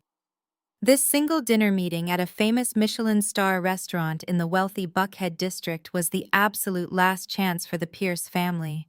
If Calvin could successfully charm the mysterious CEO into signing the $15 million debt buyout, their fake luxury empire would miraculously survive. If he failed, the commercial banks would legally seize his dealerships by the end of the week. When the massive black luxury vehicle finally pulled up to the valet stand outside the elegant establishment, Calvin stepped out feeling a massive surge of toxic false confidence. He adjusted his tailored suit jacket and proudly offered his arm to Vivian. They walked through the heavy, ornate glass doors of the restaurant like conquering royalty, completely ignoring the valet attendant who politely greeted them. The interior of the restaurant was breathtakingly opulent. Massive crystal chandeliers hung from the soaring ceilings, casting a warm golden glow over the plush velvet booths and the polished mahogany bar. The air was thick with the scent of expensive truffles, highly aged imported wine, and the quiet hum of the true Atlanta elite discussing multi-million-dollar corporate deals. This was a place where reservations were notoriously booked 6 months in advance, and the average dinner bill easily exceeded most people's monthly rent. Calvin marched directly up to the polished marble host stand, where a tall, impeccably dressed maitre d' stood with perfect posture. "Good evening." Calvin boomed his voice intentionally loud enough for the nearby wealthy patrons to clearly hear him. "I am Calvin Pierce. I am here for a highly exclusive private dinner meeting with the CEO of Apex Equity Partners. We have the VIP boardroom reserved for the entire evening." The maitre d' offered a polite, highly trained smile and quickly checked his digital tablet. "Ah yes, Mr. Pierce," the maitre d' replied smoothly. "The VIP boardroom is indeed fully prepared for your party. The CEO has actually already arrived and is currently waiting in the private lounge area just down the hall. If you will please follow me, I can escort your family back there immediately." Calvin puffed out his chest, incredibly pleased that the billionaire investor had arrived early to eagerly wait for him. He turned to Vivian and Kendrick, offering them a smug, victorious smirk. "Let us go secure our massive family legacy," Calvin whispered aggressively. But before they could take a single step toward the private hallway, Vivian suddenly gasped loudly. Her manicured hand flew up to violently clutch her expensive diamond choker, her eyes widening in absolute horror as she stared past the maitre d' toward the elegant waiting area near the front lobby. Sitting quietly on a plush velvet sofa, casually sipping a glass of sparkling water, was me. I had completely discarded the cheap navy blue department store dress. Thanks to the massive corporate black card sitting in my purse, I was currently wearing a sharp, custom-tailored slate gray designer suit that fit me with absolute terrifying perfection. The incredibly crisp lines of the expensive fabric projected an aura of cold, undeniable authority. My hair was styled in a sleek, highly professional cut, and I wore no flashy jewelry, simply a single elegant luxury watch that subtly commanded absolute respect from anyone who truly understood wealth. I looked up from my glass of water and made direct, unwavering eye contact with Vivian Pierce. Vivian's face instantly contorted into a deeply ugly mask of pure, unadulterated rage. All of her highly polished high society manners completely vanished in a single chaotic second. She aggressively shoved past her husband and marched directly toward me, her expensive emerald gown swishing loudly against the polished marble floor. "What in the absolute hell are you doing here?" Vivian screamed, her shrill voice echoing violently through the elegant restaurant lobby, completely shattering the quiet, sophisticated atmosphere. Dozens of wealthy patrons immediately stopped talking and turned their heads to stare at the sudden, chaotic commotion. I did not stand up. I did not flinch. I simply took another slow, calm sip of my sparkling water and arched a single perfectly groomed eyebrow. "Good evening, Vivian," I said, my voice low, smooth, and entirely unbothered. "You are looking incredibly stressed tonight. Is the crushing weight of massive debt finally getting to you?" Vivian let out a loud, dramatic gasp of pure outrage. "You psychotic ghetto stalker," she shrieked, pointing a trembling, manicured finger directly at my face. "You are absolutely obsessed with us. You found out we were having a highly important business dinner here tonight and you completely followed us." Calvin and Kendrick quickly rushed over to join the loud, aggressive spectacle. When Calvin saw me sitting there looking incredibly expensive and completely relaxed, his face turned an unhealthy shade of purple.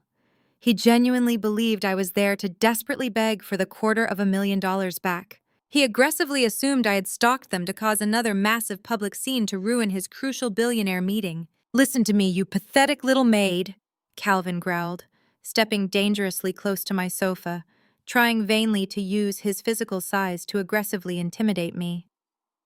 "I do not know how you managed to sneak into a high-class establishment like this, but you need to pack up your cheap act and get out right now. We are about to have a private dinner with a highly influential billionaire investor. If you dare to ruin this for my family, I will personally see to it that you are locked in a jail cell for the rest of your miserable life." I slowly placed my crystal water glass down on the small marble coffee table in front of me. I calmly crossed my legs, brushing an invisible speck of dust from my tailored suit pants. "I am not going anywhere, Calvin," I replied, staring directly into his furious, panicked eyes. "I happen to have a very important dinner reservation here myself tonight." Vivian completely lost what little remained of her fragile mind. She turned around wildly and began aggressively snapping her fingers at the tall maitre d' who had rushed over to try and peacefully de-escalate the massive loud situation. "You there!" Vivian yelled at the restaurant employee, completely treating him like a lowly servant.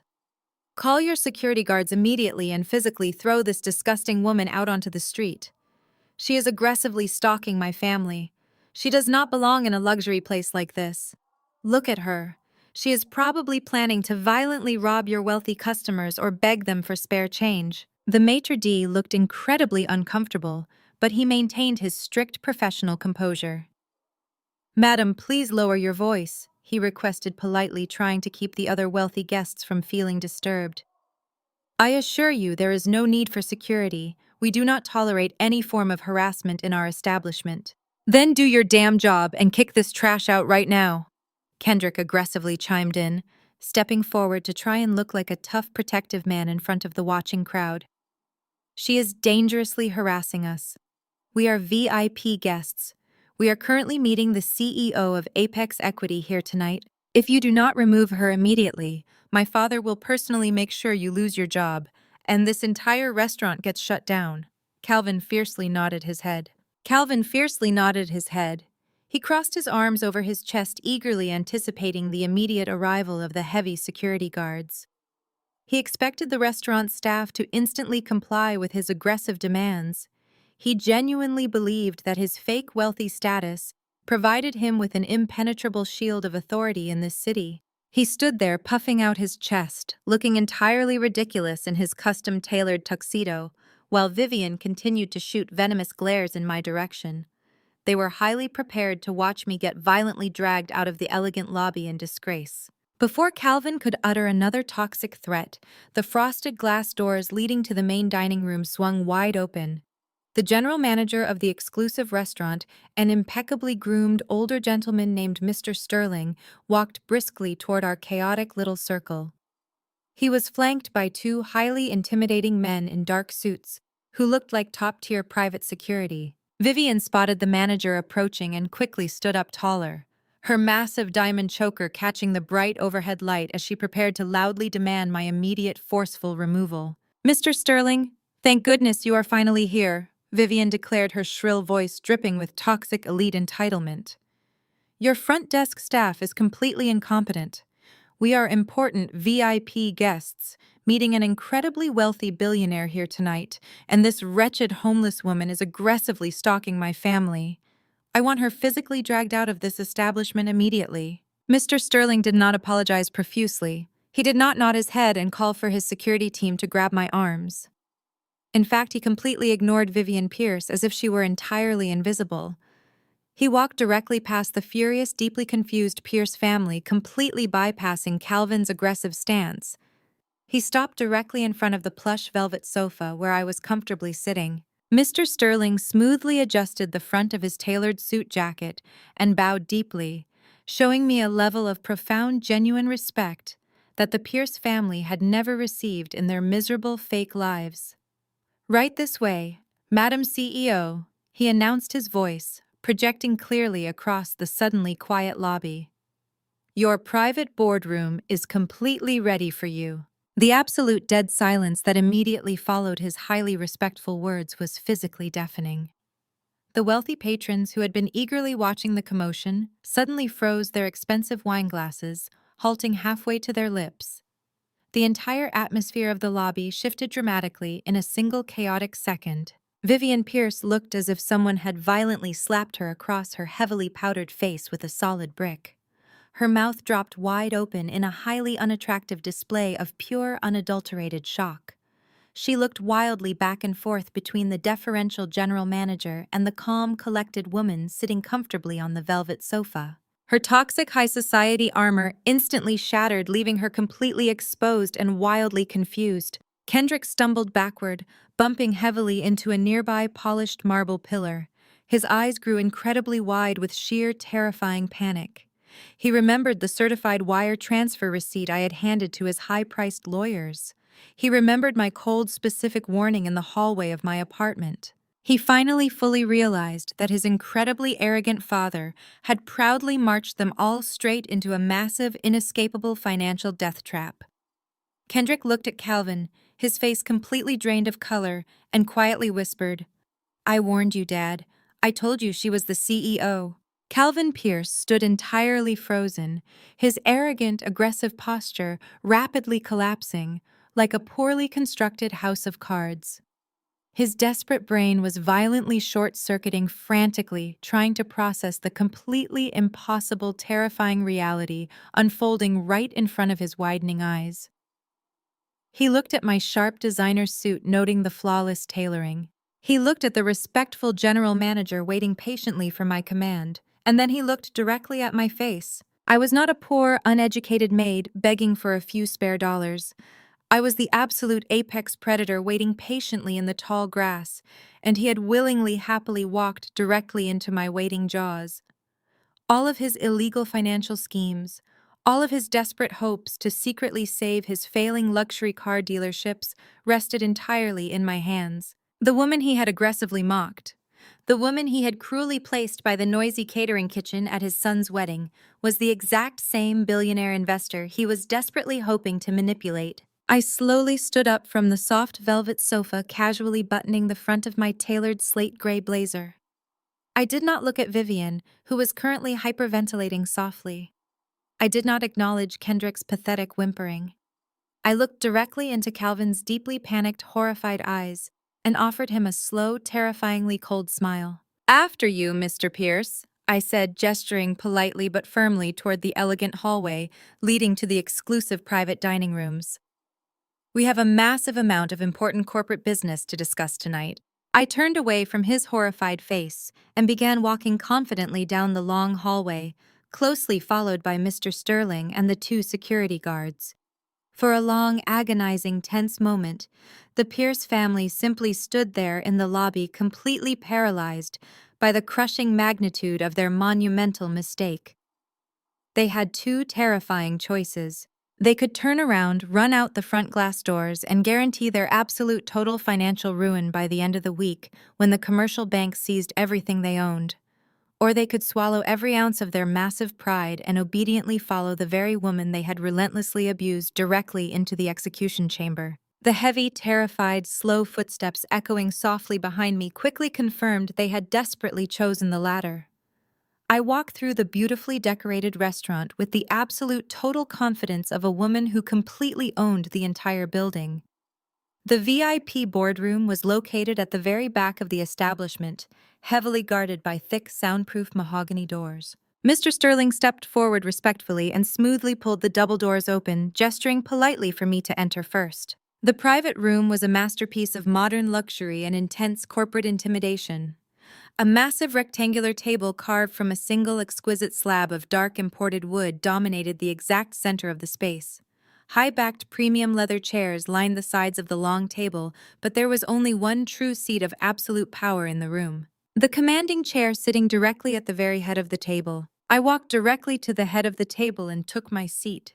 I casually placed my thick leather financial portfolio on the polished wood and leaned back, resting my hands comfortably on the expensive leather armrests. A few seconds later, Calvin, Vivian, and Kendrick slowly shuffled into the private boardroom, looking exactly like terrified prisoners walking their final heavy steps toward the electric chair. Mr. Sterling quietly closed the heavy mahogany doors behind them, instantly sealing us inside the completely soundproof room. The loud, lively noise of the main restaurant was violently cut off, leaving only the suffocating thick silence of impending total doom. Vivian looked entirely stripped of her fake high society confidence. She clutched her expensive diamond choker tightly, her hands trembling so violently that the heavy jewels audibly rattled against her collarbone. She could not bring herself to look me directly in the eye. The arrogant elite woman who had proudly commanded me to eat my dinner in the dark corner was now standing nervously before me, desperately waiting for my explicit permission to even pull out a chair. Kendrick looked physically ill, his handsome face covered in a cold, clammy sweat. He kept anxiously darting his eyes toward the locked heavy doors, desperately wishing he could magically escape the brutal, terrifying reality of his own making. But Calvin was the one currently experiencing the most profound, absolute psychological torture. The arrogant car dealership owner stood awkwardly at the opposite end of the massive long table, staring at me with a look of pure, devastated total horror. His $15 million massive lifeline, his highly anticipated golden ticket out of crushing corporate debt, was sitting right in front of him. The realization that he had actively mocked the only person who could save his family from absolute poverty was actively destroying his mind. He swallowed hard, his Adam's apple bobbing nervously as he stared at the thick leather portfolio sitting directly in front of me, knowing it contained his total destruction. The pristine, dark wood table was perfectly set with heavy crystal water goblets, imported silver cutlery, and crisp white linen napkins. A perfectly chilled, elegant glass pitcher of water rested near my right hand. I did not speak immediately. I actively chose to let the heavy, oppressive, terrifying silence torture them for a few long, agonizing minutes. I let them stand there, fully absorbing the complete, absolute reversal of extreme power. They had spent years aggressively looking down on my sister and me, intentionally treating us like disposable trash, simply because we did not naturally come from their fake, wealthy world. They had actively tried to ruin my sister's highly promising legal career with a completely fraudulent, massive civil lawsuit. Now they were entirely, completely dependent on my absolute ultimate mercy. And I had absolutely zero mercy left to give to any of them. I slowly reached out with a perfectly steady hand and picked up the heavy crystal pitcher, calmly and deliberately pouring myself a glass of sparkling water. The gentle, crisp, splashing sound of the cold liquid hitting the heavy crystal glass was the absolute only noise in the perfectly silent, highly tense room. I carefully set the heavy pitcher back down, picked up my glass, and took a slow, highly deliberate, refreshing sip. The cool water felt incredibly satisfying against my throat. I gently placed the crystal glass back onto the polished wooden table, folding my hands neatly over the top of my thick leather portfolio. I looked directly down the massive, long, dark table, locking my cold, entirely unwavering gaze with Calvin's terrified, desperate, pleading eyes. "Have a seat, Calvin," I commanded, my voice slicing cleanly through the heavy, thick silence like a razor-sharp corporate blade. "Let us discuss your bankruptcy." Calvin Pierce stared at me from the opposite end of the long mahogany table. His face twitched as he desperately tried to process my command. The absolute sheer terror in his eyes slowly began to morph back into his familiar toxic arrogance. His fragile ego simply could not accept the terrifying reality staring him directly in the face. He let out a loud, forced laugh that echoed awkwardly against the soundproof walls of the private VIP boardroom. It was a hollow, desperate sound. "You are incredibly amusing," Desiree, Calvin said forcefully, pulling out one of the heavy leather chairs and sitting down. He unbuttoned his custom tuxedo jacket and leaned forward, resting his elbows on the polished wood. I have to admit, this is a highly elaborate prank. You actually paid off the restaurant staff to let you sit in here, did you not? You are probably just a low-level secretary or a personal assistant to the actual billionaire CEO.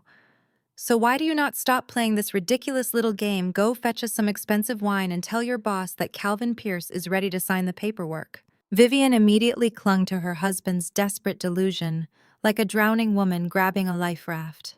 Yes, of course. Vivian breathed a massive sigh of relief, finally pulling out her own chair. She is just the help. I knew a woman who scrubbed filthy hotel floors could never build a massive private equity firm. You almost gave me a terrible heart attack, Calvin. Tell this arrogant maid to get out of our sight before the real billionaire investor arrives and sees her sitting in his chair. I did not laugh. I did not raise my voice or aggressively defend my legitimate corporate position. I simply let them bask in their pathetic, comforting delusion for exactly 5 more seconds. Then I reached forward and unzipped the top of my thick leather financial portfolio. I pulled out 3 massive, tightly bound dossiers. These were not standard corporate reports. They were highly detailed, aggressive forensic accounting files meticulously compiled by my elite team of financial analysts over the past 48 hours. Every single page contained the brutal, undeniable truth of Calvin's fraudulent empire. I placed my hands firmly on top of the thick stacks and shoved them forcefully down the length of the polished wooden table. The 3 heavy dossiers slid smoothly across the pristine surface, coming to a sudden harsh stop directly in front of Calvin, Vivian, and Kendrick. The loud, heavy thud made Kendrick physically jump in his seat. I am not the secretary, Calvin. I said, my voice completely devoid of any human emotion. I am the executioner. And those files sitting right in front of you are your official corporate death warrants. I highly suggest you open them. Calvin glared at me, his jaw clenched tight, but his trembling hands betrayed his massive internal panic. He slowly reached out and flipped open the heavy black cover of the first dossier. Vivian leaned over his shoulder, her eyes squinting at the dense columns of complex financial data. Kendrick reluctantly opened his own copy, staring blankly at the highly detailed spreadsheets. Let us begin on page 4. I instructed calmly, leaning back in my powerful leather chair. You have been aggressively projecting the image of a highly successful automotive mogul for the past 10 years. But according to your actual federal tax returns, you have not turned a legitimate profit since 2018. You have been actively bleeding money for 6 consecutive years, Calvin. Calvin's face immediately lost all of its remaining color. He stared at the page, completely paralyzed, as he saw his own highly classified tax documents staring right back at him. Turn to page 12. I continued, my voice echoing with brutal corporate authority. This is where it gets incredibly interesting for the federal authorities. In order to aggressively hide your massive financial bleeding, you successfully opened 4 highly illegal offshore accounts in the Cayman Islands under a deeply buried shell corporation. You have been systematically funneling millions of dollars of untaxed revenue into those hidden accounts, while simultaneously claiming massive corporate losses in the state of Georgia. That is not just poor business management, Calvin.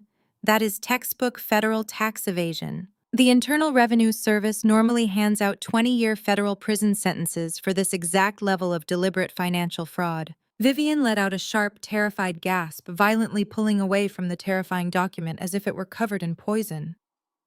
Calvin, you told me everything was perfectly fine, she whispered, her voice cracking with pure panic.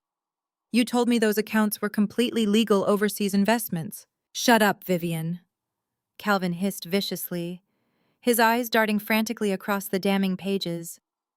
This is entirely fabricated. She illegally hacked into my private servers and completely fabricated these fake documents to ruin my public reputation. I ignored his pathetic lying and moved directly to the final devastating blow. Skip forward to page 36, I commanded softly. This is my absolute favorite part of your highly creative financial fiction. Kendrick frantically flipped through the thick pages of his dossier, his breathing becoming incredibly ragged and shallow. He stopped on page 36 and his eyes widened in absolute horror. In order to desperately secure the new federal business loans you needed to keep your fake luxury empire afloat, you wildly inflated your physical vehicle inventory, I explained, watching the absolute devastation completely wash over them. You officially claim to have over 400 luxury imported vehicles sitting safely on your commercial lots. But my private investigators physically audited all 3 of your dealership locations yesterday morning. You barely have 80 functional cars, Calvin. The rest are completely ghost assets. You literally forged hundreds of vehicle identification numbers to secure massive federal loans. You are actively running a massive $15 million financial Ponzi scheme. The heavy, soundproof boardroom was so quiet I could actually hear Calvin's ragged, desperate breathing. He was completely trapped. The highly classified evidence was utterly undeniable. He knew with absolute certainty that if I simply handed these thick dossiers over to the federal banking authorities, he would completely lose his business, his massive mansion, and his entire freedom. And that is exactly why you desperately needed my sister, I said, my voice dropping to a dangerous, icy whisper. You did not want Nia to marry your pathetic son. You wanted a brilliant, debt-free lawyer with pristine credit to blindly co-sign your highly fraudulent federal loan applications. You wanted to completely destroy her beautiful, bright future to selfishly save your own miserable skin. Calvin buried his face in his trembling hands, entirely unable to look at me. His massive, fragile ego had been violently, systematically crushed into absolute dust. Vivian was openly sobbing in her chair, her expensive makeup running down her face in dark, ugly streaks, completely ruining her precious high society image. The self-proclaimed untouchable royalty of the Atlanta black elite had been utterly destroyed in less than 10 minutes. But Kendrick was not ready to surrender. He had spent his entire pathetic life hiding safely behind his father's massive fake shadow, entirely shielded from the harsh, brutal consequences of the real world. He genuinely believed that his family still possessed some magical, untouchable power that could instantly fix this terrifying nightmare. Kendrick suddenly pushed his chair back with a loud, aggressive scrape against the hardwood floor. He jumped to his feet, puffing out his chest and violently pointing a shaking finger directly at my face. He was desperately trying to play the role of the dominant alpha male, but he just looked like a terrified, angry little boy. You think you can just walk in here and violently threaten us with these fake illegal documents? Kendrick shouted, his voice echoing loudly in the private room. You are absolutely out of your mind, Desiree. You are nothing but a jealous, bitter maid. We are the Pierce family. We literally built this entire city. We are completely untouchable in Atlanta. I casually took another slow sip of my sparkling water, entirely unbothered by his loud, childish temper tantrum. Are you entirely finished, Kendrick? I asked politely. No, I am not finished, Kendrick yelled frantically, reaching into his expensive tailored suit jacket and aggressively pulling out his sleek cell phone. You made a massive mistake coming here tonight. You forgot exactly who we are connected to. I am going to call the mayor of Atlanta right now. He is a very close personal friend of my family. He plays golf with my father every single weekend. When I tell him that you are actively trying to aggressively extort us with stolen documents, he will personally send his private police task force to arrest you and throw you in federal prison forever. Calvin looked up from his hands, his eyes flashing with a tiny pathetic glimmer of desperate hope. He desperately wanted to believe that his high-level political connections could somehow magically erase the massive $15 million mountain of absolute undeniable fraud sitting on the table. Kendrick aggressively unlocked his screen and aggressively tapped the screen, dialing the private personal number of the mayor of Atlanta. He held the expensive phone up to his ear, staring at me with a look of pure toxic triumph. He genuinely believed he had just completely outsmarted the billionaire CEO of Apex Equity. I slowly smiled. It was a cold, calculated, terrifying smile that made Kendrick's false confidence instantly shatter. I leaned forward, resting my chin gracefully on my folded hands. By all means, Kendrick, I said, my voice dripping with dark, lethal amusement. Call your close personal friend. But do me a small favor. Since we are all sitting here in this lovely private boardroom together, put the phone on speaker. I want to hear exactly what the mayor has to say to the untouchable Pierce family. Kendrick tapped the glowing speaker icon on his screen with a defiant, highly exaggerated thrust of his finger. He placed the sleek phone directly in the center of the dark mahogany table, right next to the damning forensic dossiers. The loud, rhythmic ringing echoed through the soundproof boardroom. One ring, two rings. Calvin leaned forward slightly, desperately clinging to the foolish hope that his powerful political ally would swiftly swoop in to save his crumbling empire. On the third ring, a frantic, breathless voice answered, "Kendrick, it is about damn time you called." Kendrick instantly puffed out his chest, his arrogant smirk returning in full force. He looked directly at me, expecting me to cower in fear. "Mr. Mayor," Kendrick said smoothly, his voice dripping with toxic entitlement, "I am currently sitting here with my father. We have a highly urgent situation. There is a deeply disturbed woman here, actively trying to aggressively extort our family with forged financial documents. We need you to immediately send your private task force to have her arrested."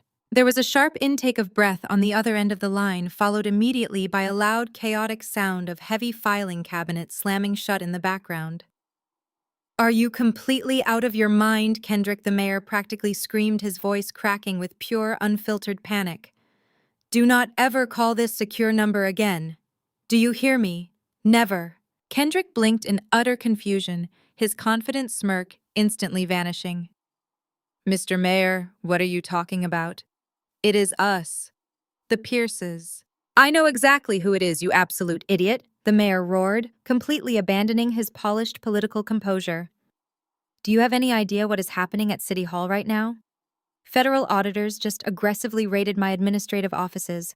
They marched in with official federal subpoenas demanding every single email, every single zoning permit, and every single tax record directly related to Pierce Motors. Your father has been running a massive illegal Ponzi scheme, and the federal government is actively pulling the plug as we speak." Calvin let out a choked, terrifying gasp, reaching out to grab the edge of the heavy wooden table to keep himself from physically collapsing. The mayor was not finished. His panicked voice echoed loudly, filling the tense boardroom with absolute destruction. "I spent the last 3 hours frantically shredding every single piece of correspondence I ever had with your fraudulent family." The mayor confessed, his voice shaking with absolute terror. "I will not let Calvin drag my entire political career down into federal prison with him. As of right now, I do not know you. I do not know your father. The Pierce family is officially dead in this city. Do not ever contact me again." A sharp, loud click was immediately followed by the hollow, empty sound of a dead dial tone. Kendrick stood frozen, staring down at his phone as if it had suddenly transformed into a venomous snake. The ultimate, untouchable shield of the Atlanta Black elite had just violently shattered into a million irreparable pieces. Their most powerful political ally had completely abandoned them, running for his own life from the massive financial storm I had quietly unleashed. Calvin slumped heavily back into his leather chair, all the fight completely drained from his massive frame. His eyes were wide empty and entirely devoid of his usual toxic arrogance. He was officially a completely defeated man. Before the suffocating silence could fully settle over the terrified Pierce family, the heavy mahogany doors of the VIP boardroom suddenly swung open. Aunt Yvonne confidently strutted into the private room, wearing a bright, highly obnoxious yellow dress that aggressively clashed with the elegant, sophisticated decor. Vivian had intentionally invited her to this highly exclusive dinner, specifically to give Yvonne a front-row seat to mock me. Yvonne fully expected to walk in and see me crying, desperately begging a powerful billionaire for my old job back. Instead, she walked into an absolute corporate slaughterhouse. Yvonne stopped dead in her tracks, her smug, confident smile instantly freezing on her heavily contoured face. She looked at Vivian, who was actively weeping into her hands. She looked at Calvin, who was staring blankly at the wall like a terrifyingly broken man. She looked at Kendrick, who was physically shaking with pure fear. And then her eyes slowly traveled down the massive length of the dark polished table, landing directly on me. I was comfortably sitting in the ultimate seat of absolute power, a pitcher of sparkling water by my side, and 3 massive forensic dossiers scattered in front of my defeated enemies. The heavily armed private security guards stationed just outside the door were clearly there to protect me, not to aggressively throw me out. Vivian looked up her ruined mascara, making her look like a terrifying, desperate ghoul. Yvonne Vivian practically sobbed, reaching a shaking hand out toward my aunt. Thank God you are here. You have to help us. Desiree is a complete monster. She illegally hacked our private corporate accounts. She is aggressively trying to violently destroy our entire family. Tell her to stop, Yvonne. Tell your niece to call off the federal authorities. Aunt Yvonne was a deeply greedy, toxic woman, but she possessed a highly tuned instinct for absolute survival. She instantly assessed the shifting power dynamics in the room. She saw the massive, undeniable wealth radiating from my custom-tailored suit. She saw the sheer, unadulterated terror completely consuming the fake billionaire family she had foolishly aligned herself with. Yvonne's survival instinct violently kicked in. She did not rush over to comfort her crying high society friend. Instead, she aggressively slapped Vivian's outstretched hand away with a loud, sharp smack. "Do not you dare touch me! Vivian!" Yvonne shouted, her voice echoing sharply in the tense room. "Do not you dare speak about my brilliant niece that way!" Vivian recoiled in absolute shock, entirely unable to process the sudden violent betrayal. "Yvonne, what are you doing?" Vivian gasped. "We are best friends. We paid you for that exclusive blog interview." Yvonne violently pointed a finger directly at Vivian's face, aggressively throwing her completely under the corporate bus without a single second of hesitation. "You manipulated me! You toxic, evil woman!" Yvonne shrieked, adopting the fake role of a deeply wronged victim. "You aggressively forced me to say those terrible lies to that gossip blog. You viciously threatened me. You told me you would ruin my social standing in the church if I did not publicly attack Desiree." Yvonne quickly turned toward me, her face instantly contorting into a mask of desperate, pathetic pleading. She practically ran down the length of the long table, stopping just a few feet away from my powerful chair. She clasped her hands tightly together, staring at me with wide, terrified eyes. "Desiree, my sweet, beautiful niece," Yvonne practically begged, her voice trembling with highly manufactured emotion. "You have to believe me. I never wanted to hurt you or Nia. You are my own flesh and blood. I always knew these disgusting Pierces were evil, corrupt people. I always secretly defended you. Please, Desiree, you have to forgive your favorite aunt. We are family." I looked at Yvonne, her bright yellow dress practically burning my eyes. Watching her desperately scramble to change sides, watching her completely abandon her wealthy friends, the exact second their fake ship started rapidly sinking, was entirely pathetic. It was the exact same toxic, opportunistic behavior she had eagerly displayed when our parents died. I did not smile. I did not offer her a warm, comforting hug. I calmly reached my hand back into my thick leather financial portfolio. "You have an incredibly fascinating definition of the word family, Yvonne," I said, my voice completely flat and terrifyingly cold. "You claim you love your nieces. You claim you always actively supported us. But my extensive corporate memory recalls a drastically different version of history." I pulled out a single thin manila folder. It was drastically smaller than the massive dossiers I had handed to Calvin, but the highly classified documents inside were just as lethal. I tossed the thin folder onto the polished mahogany table, letting it slide smoothly until it stopped right in front of Yvonne's violently shaking hands.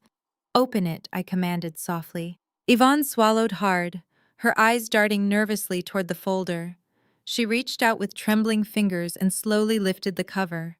Inside were perfectly preserved high-definition photocopies of bank wire transfers, forged legal signatures, and the original official life insurance policy documents from exactly 10 years ago.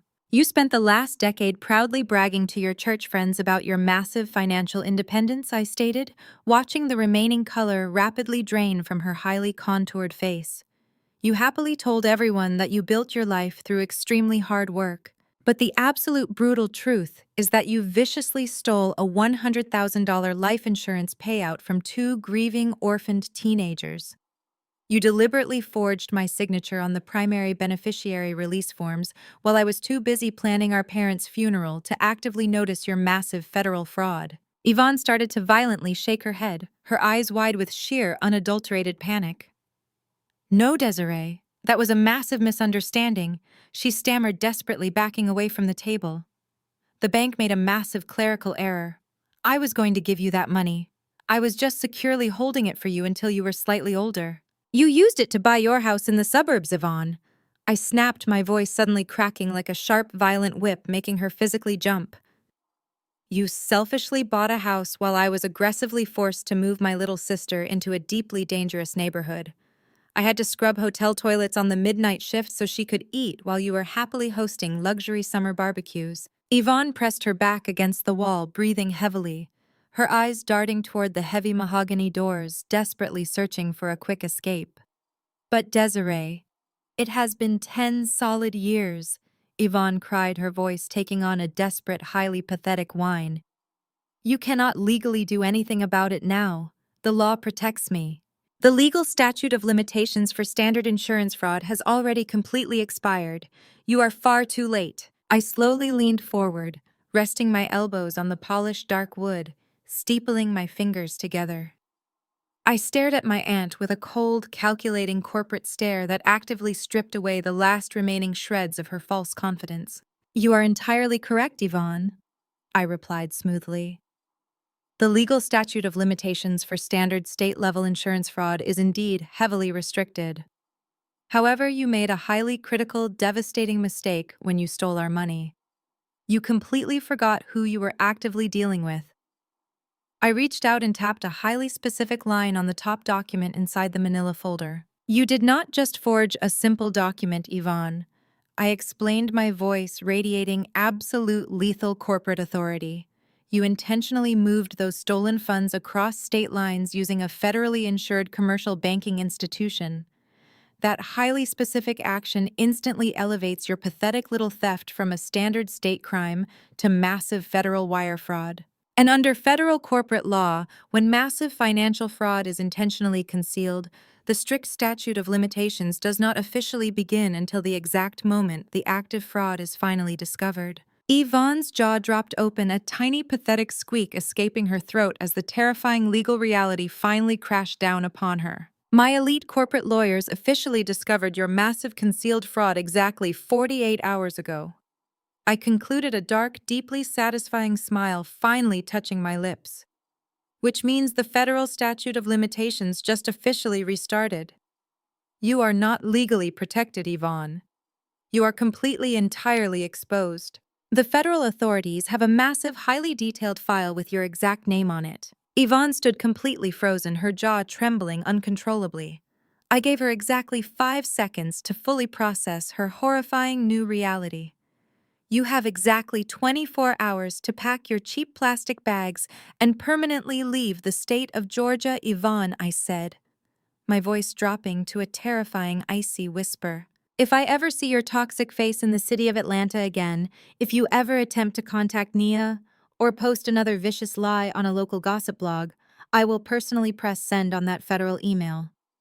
Now get out of my private boardroom before I call my security guards to physically drag you out. Yvonne did not hesitate for a single fraction of a second. She turned sharply on her high heels and practically sprinted toward the heavy mahogany doors.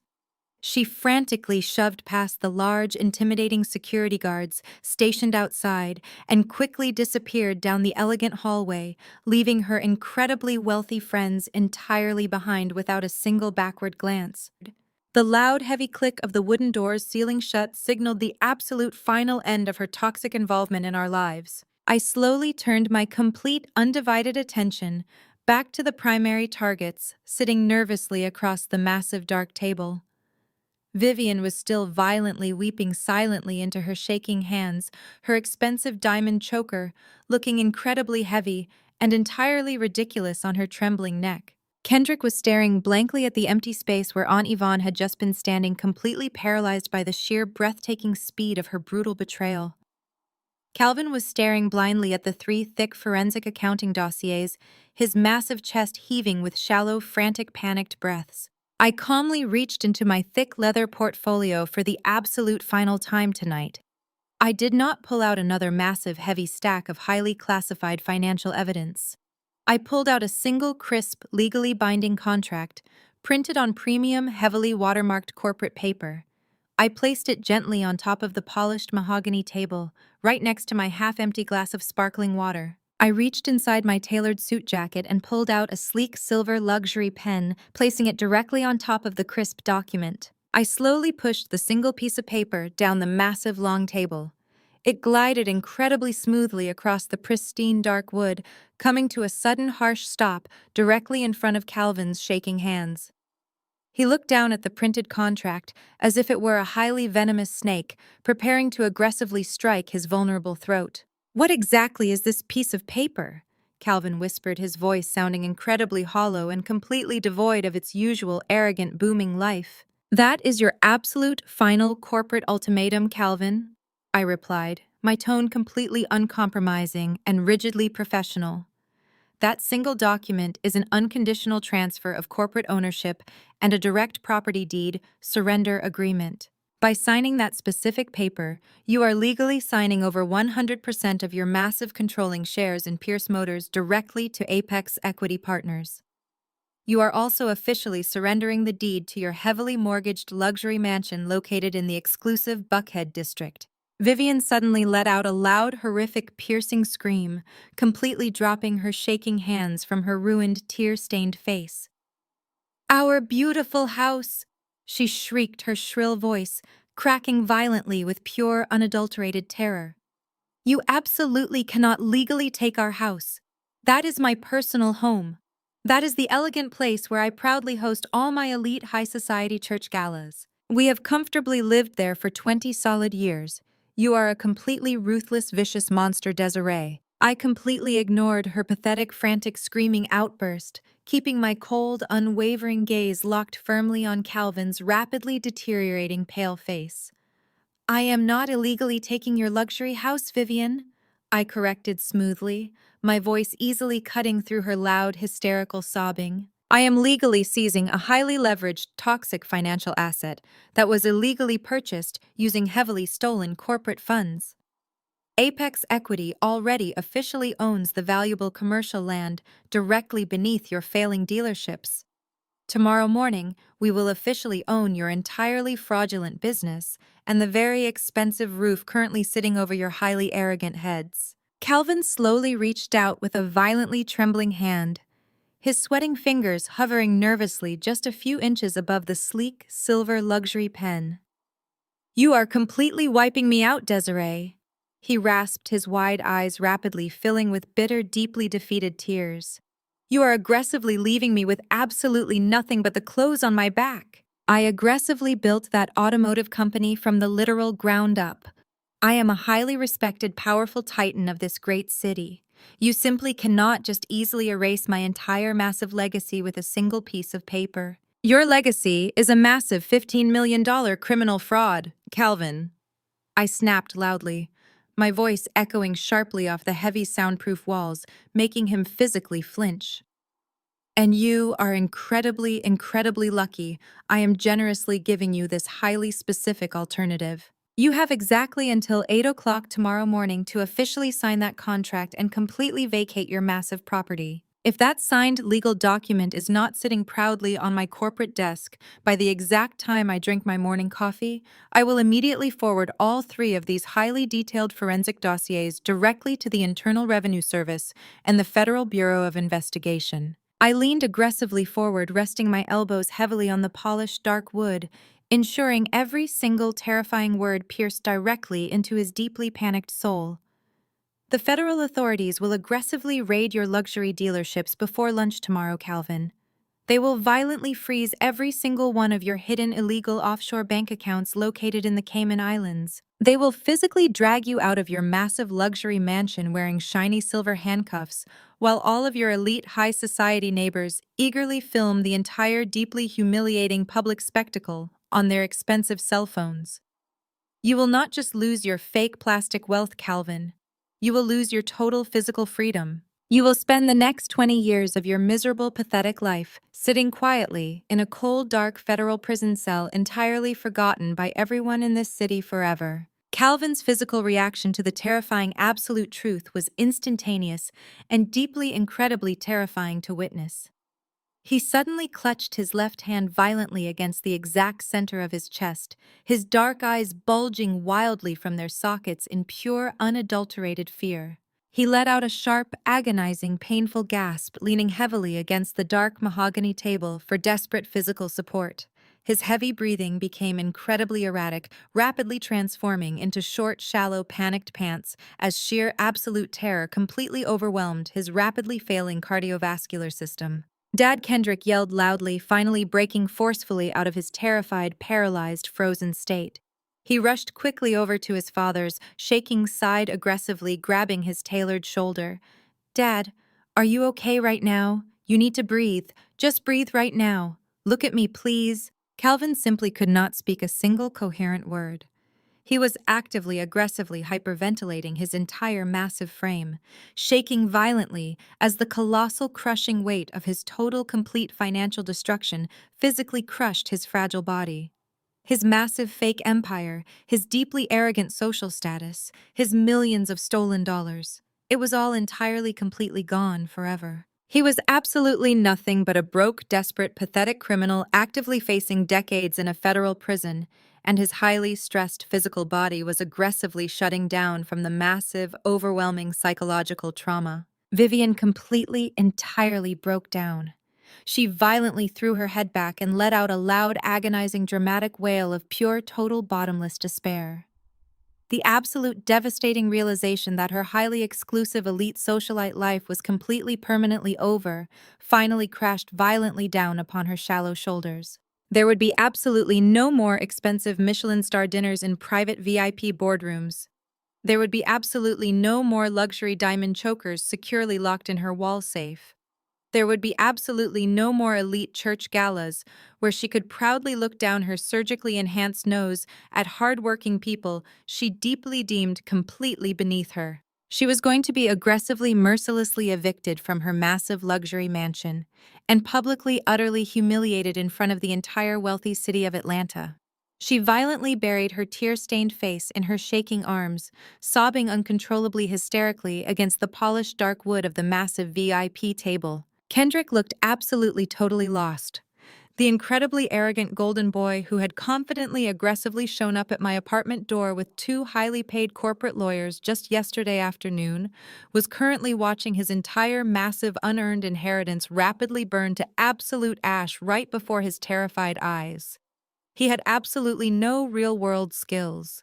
He had absolutely no backup financial plan. He had entirely heavily relied on his father's massive fake wealth to effortlessly carry him through his lazy, entitled life. And now he was completely, undeniably broke. I stood up slowly and carefully from my powerful leather chair, gracefully smoothing the pristine, crisp lines of my custom-tailored slate gray designer suit. I confidently picked up my thick, heavy leather financial portfolio and securely tucked it tightly under my right arm. I did not feel a single solitary ounce of human pity for the incredibly toxic people aggressively sobbing and violently hyperventilating right in front of me. They had actively maliciously chosen to be exceptionally cruel. They had actively aggressively chosen to be viciously blindly greedy. They had actively violently chosen to relentlessly attack my beautiful innocent sister. Now they were simply finally harvesting the bitter, deeply toxic fruit of their own deeply arrogant, selfish actions. The incredibly massive and highly expensive mistake they had proudly made at that luxury wedding reception had finally violently caught up to them. They had foolishly, arrogantly assumed that the quiet, unassuming sister, sitting politely by the noisy catering kitchen, was an incredibly easy, weak target. They had absolutely, completely failed to recognize the silent, massive, terrifying storm rapidly approaching their fragile, fake glass house. "Sign the binding corporate contract." "Calvin," I said quietly, my voice cutting cleanly through the loud, chaotic sounds of their deep, pathetic weeping and rapid, terrified hyperventilating. "I highly suggest you deeply enjoy your absolute final night sleeping comfortably in your massive luxury bed.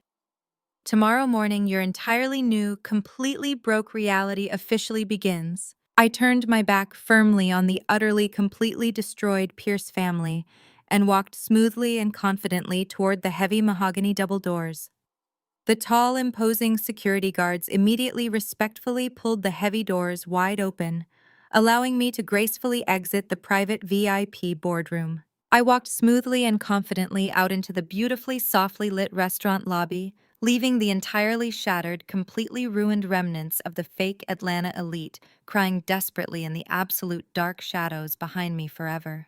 The morning sun rose brilliantly over the Atlanta skyline, casting a warm, golden glow through the massive floor-to-ceiling windows of my penthouse executive office at Apex Equity Partners. It was exactly 7:55 in the morning. I was standing calmly by the thick glass, holding a warm ceramic mug of freshly brewed black coffee, watching the busy city slowly wake up far below me. I was not anxious. I was not worried about whether Calvin Pierce would actually comply with my strict demands. I knew exactly what absolute financial terror did to a man who had spent his entire fake life hiding behind a highly fragile wall of stolen money. The heavy mahogany doors of my private office swung open smoothly, and Marcus, my brilliant chief operating officer, walked in holding a single crisp corporate document. He did not say a single word. He simply walked directly over to my massive glass desk and placed the contract down on the pristine surface. I walked over and looked closely at the designated signature line. Calvin Pierce had officially signed his name. His once arrogant handwriting was incredibly shaky, barely legible, clearly executed by a man completely broken by sheer, unadulterated terror. But it was entirely legally binding. He had officially, unconditionally surrendered his dealerships and the heavy deed to his luxury mansion. Marcus, I said, taking a slow, highly satisfying sip of my dark coffee. Initiate the massive property seizure immediately. Send the commercial bank auditors directly to all 3 Pierce Motors locations right now. I want every single luxury car locked down, every financial file secured, and every employee officially informed that the Pierce family is permanently removed from the commercial premises. And Marcus, send the primary aggressive eviction team to the Buckhead mansion. I want them physically out of my newly acquired house this exact minute. Marcus smiled a sharp, highly professional smile. The local law enforcement authorities and the commercial moving trucks are already heavily staged, just 2 blocks away from their private gated community, Madam CEO. He confirmed, his voice radiating absolute efficiency. I nodded, setting my ceramic coffee mug down on the glass desk. I grabbed my car keys from the drawer. I wanted to see the absolute final destruction of the fake Atlanta elite with my own 2 eyes. I left my corporate office and drove my dark luxury SUV directly into the highly exclusive Buckhead neighborhood, parking quietly down the beautifully manicured street from the massive Pierce estate. The neighborhood was incredibly peaceful, filled with the soft sounds of chirping birds and expensive landscaping sprinklers. But that quiet high society peace was about to be violently, permanently shattered. At exactly 8:15, a massive fleet of heavy commercial moving trucks, accompanied by 3 fully marked police cruisers, aggressively pulled into the wide circular driveway of the sprawling Pierce mansion. The loud, rumbling diesel engines completely destroyed the quiet, peaceful morning of the highly exclusive neighborhood. I rolled down my tinted window, watching the beautiful, glorious, absolute chaos finally unfold. Heavy men in dark professional uniforms marched aggressively up the grand front steps, pounding loudly on the massive custom double doors. When nobody immediately answered, they used the legally acquired master keys to simply unlock the heavy doors and march confidently right inside the private residence. Less than 2 minutes later, Vivian Pierce was physically escorted out the massive front door by 2 stern female police officers. It was an absolutely pathetic, highly satisfying sight. The self-proclaimed untouchable queen of the high society church galas was not wearing a custom designer gown or her incredibly expensive diamond jewelry. She was wearing cheap, wrinkled silk pajamas. Her hair was a wildly tangled, chaotic mess, and her expensive designer makeup was completely smeared heavily down her face from crying hysterically all night long. She was screaming frantically at the calm police officers, aggressively waving her manicured hands wildly in the air, but her loud, toxic voice carried absolutely no authority anymore. She was no longer a wealthy, powerful socialite. She was just a trespassing civilian actively refusing to vacate private corporate property. The massive, loud commotion quickly drew the undivided attention of her incredibly wealthy neighbors. The exact same elite high society friends Vivian had spent 20 years aggressively trying to impress began curiously stepping out of their massive luxury mansions. But they did not rush over to comfort her. They did not offer her a warm, safe place to stay or kindly demand that the police leave her alone. Instead, they stood safely on their perfectly manicured green lawns, eagerly pulling out their incredibly expensive cell phones and aggressively hitting record. They shamelessly filmed Vivian's total public downfall, eager to instantly share the highly humiliating footage on their exclusive country club group chats and private social media pages. Vivian suddenly noticed the glowing camera lenses pointing directly at her from across the wide street. She froze completely, entirely realizing that her absolute worst nightmare had just violently come true. She let out a loud, agonizing, highly dramatic wail of pure, profound despair, desperately trying to cover her ruined, tear-stained face with her shaking hands. Her entire fake elite socialite life was being actively broadcasted to the exact wealthy people she had worshipped her entire pathetic life. The sheer, absolute humiliation physically dropped her to her knees right there on the hard concrete driveway. Calvin Pierce stumbled slowly out of the massive front doors a few agonizing seconds later. He was wearing the exact same highly wrinkled custom tuxedo from the disastrous restaurant dinner, looking exactly like a completely hollow, entirely empty shell of a man. He did not yell at the professional movers. He did not aggressively threaten the armed police officers. He simply dragged his expensive leather shoes across the smooth pavement. His head hung incredibly low, entirely defeated by the massive crushing weight of his total public failure. He silently climbed into the back of a cheap yellow taxicab the police had kindly ordered for them, looking absolutely nothing like the powerful, untouchable billionaire he had aggressively pretended to be. Kendrick followed closely behind his highly defeated parents. The arrogant golden boy was awkwardly carrying two quickly stuffed black plastic garbage bags full of his expensive designer clothes and expensive imported shoes. He looked wildly around the beautiful manicured lawn, his eyes darting frantically back and forth, as if he were desperately hoping someone would magically wake him up from this terrifying, brutal financial nightmare. He tossed the cheap garbage bags into the trunk of the yellow taxicab and climbed into the back seat, completely hanging his head in absolute deeply earned shame. The taxicab slowly pulled out of the massive circular driveway, carrying the entirely destroyed Pierce family, far away from the elite world they had aggressively poisoned for so long. I rolled up my dark-tinted window and calmly drove away, heading directly back to my modest apartment, where my brilliant sister was safely waiting. The heavy, suffocating dark cloud that had aggressively hung over our entire lives had finally been completely permanently lifted. When I walked confidently through my front door, Nia was sitting quietly at the small kitchen table, holding her cell phone with a look of pure absolute disgust radiating from her beautiful face. She did not say a word. She simply turned the glowing electronic screen directly toward me. It was a massive, continuous wall of desperate, frantic text messages from Kendrick. He was actively begging her for a highly unearned second chance. He claimed he had always truly, deeply loved her. He aggressively blamed his toxic, arrogant parents for the entire massive wedding disaster, trying desperately to completely wash his own hands of the cruel, abusive behavior. He pleaded with her to please take him back rapidly, promising they could easily run away together and start a brand new beautiful life far away from the heavy drama. Kendrick was completely, totally broke. He was entirely homeless and desperately trying to violently cling to the only purely good thing he had ever had in his entire pathetic, lazy life. Nia did not cry a single tear over his pathetic, desperate begging. She did not feel a single solitary ounce of human pity for the weak, cowardly man who had happily stood by and let his toxic family treat her older sister like absolute garbage. She calmly looked up at me and quietly asked me to forward her the digital scan of the legally binding corporate contract Calvin had officially signed earlier that morning. I pulled out my phone and sent the secure, highly classified file directly to her device. Nia calmly opened the crisp document on her screen. She took a highly clear, perfectly cropped screenshot of Calvin's shaky, deeply terrified signature, officially surrendering all their massive fake wealth, and immediately attached the powerful image directly to Kendrick's desperate text thread. She did not type a long emotional paragraph explaining her deeply hurt feelings. She did not angrily curse at him or aggressively demand a massive apology. She simply typed exactly 4 highly devastating words.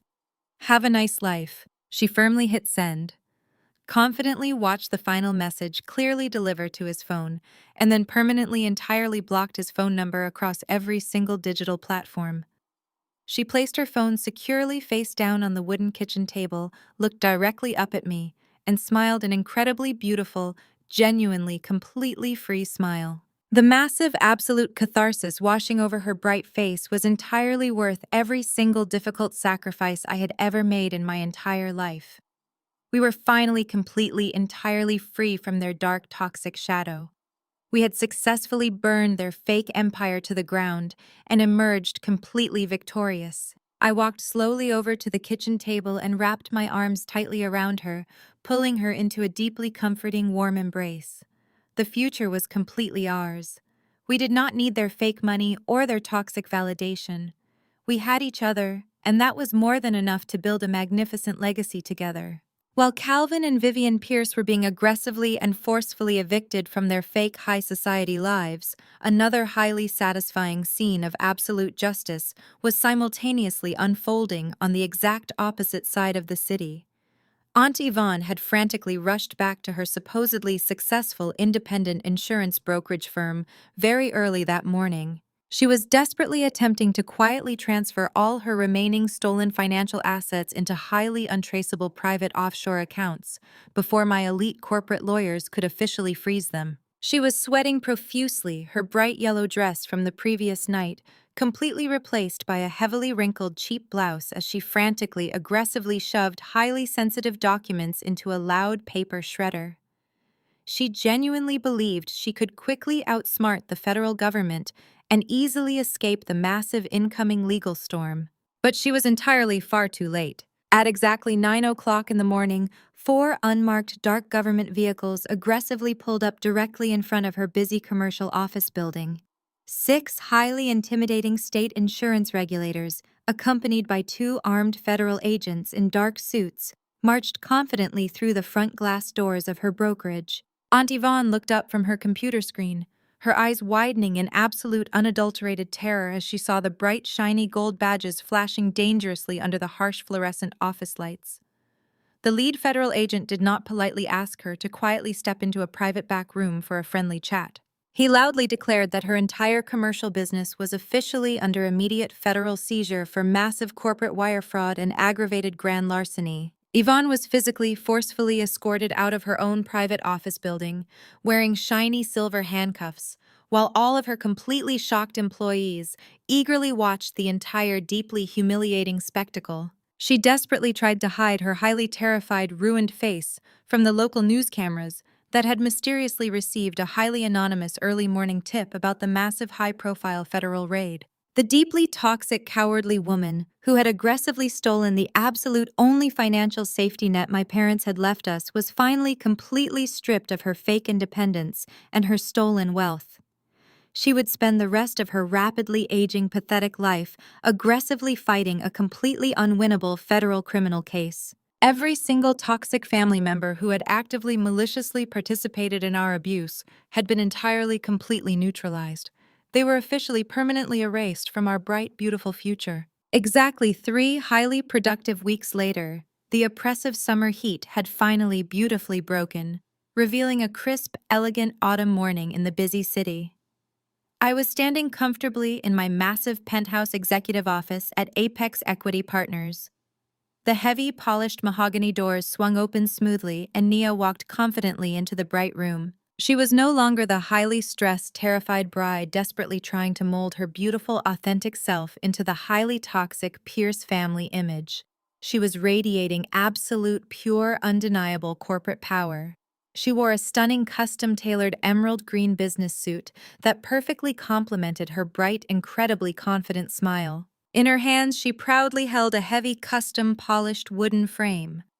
Inside the pristine glass sat her official Juris Doctor degree from Spelman College, completely untouched and entirely unblemished by the massive, fraudulent civil lawsuit Calvin Pierce had desperately attempted to use against her. Nia walked smoothly across the plush carpet and gently placed the heavy frame degree directly onto my massive glass executive desk. "We officially did it, Desiree," she said, her voice filled with deep, profound emotion and incredible relief. The State Bar Association completely entirely dismissed the ridiculous fabricated grievance the Pierces desperately tried to file. "My legal license is entirely clear and fully active." I smiled warmly, looking down at her beautiful name printed elegantly on the crisp academic parchment. "I never had a single solitary doubt, Nia," I replied proudly. "You earned this massive academic achievement through your own incredible, relentless hard work and your brilliant, sharp mind. Nobody can ever aggressively take that away from you." I reached into the top drawer of my glass desk and pulled out a sleek, heavy silver electronic key card. It was securely attached to a premium leather lanyard officially stamped with the highly respected Apex Equity corporate logo. I walked slowly around the massive desk and gently placed the key card directly into her open palm.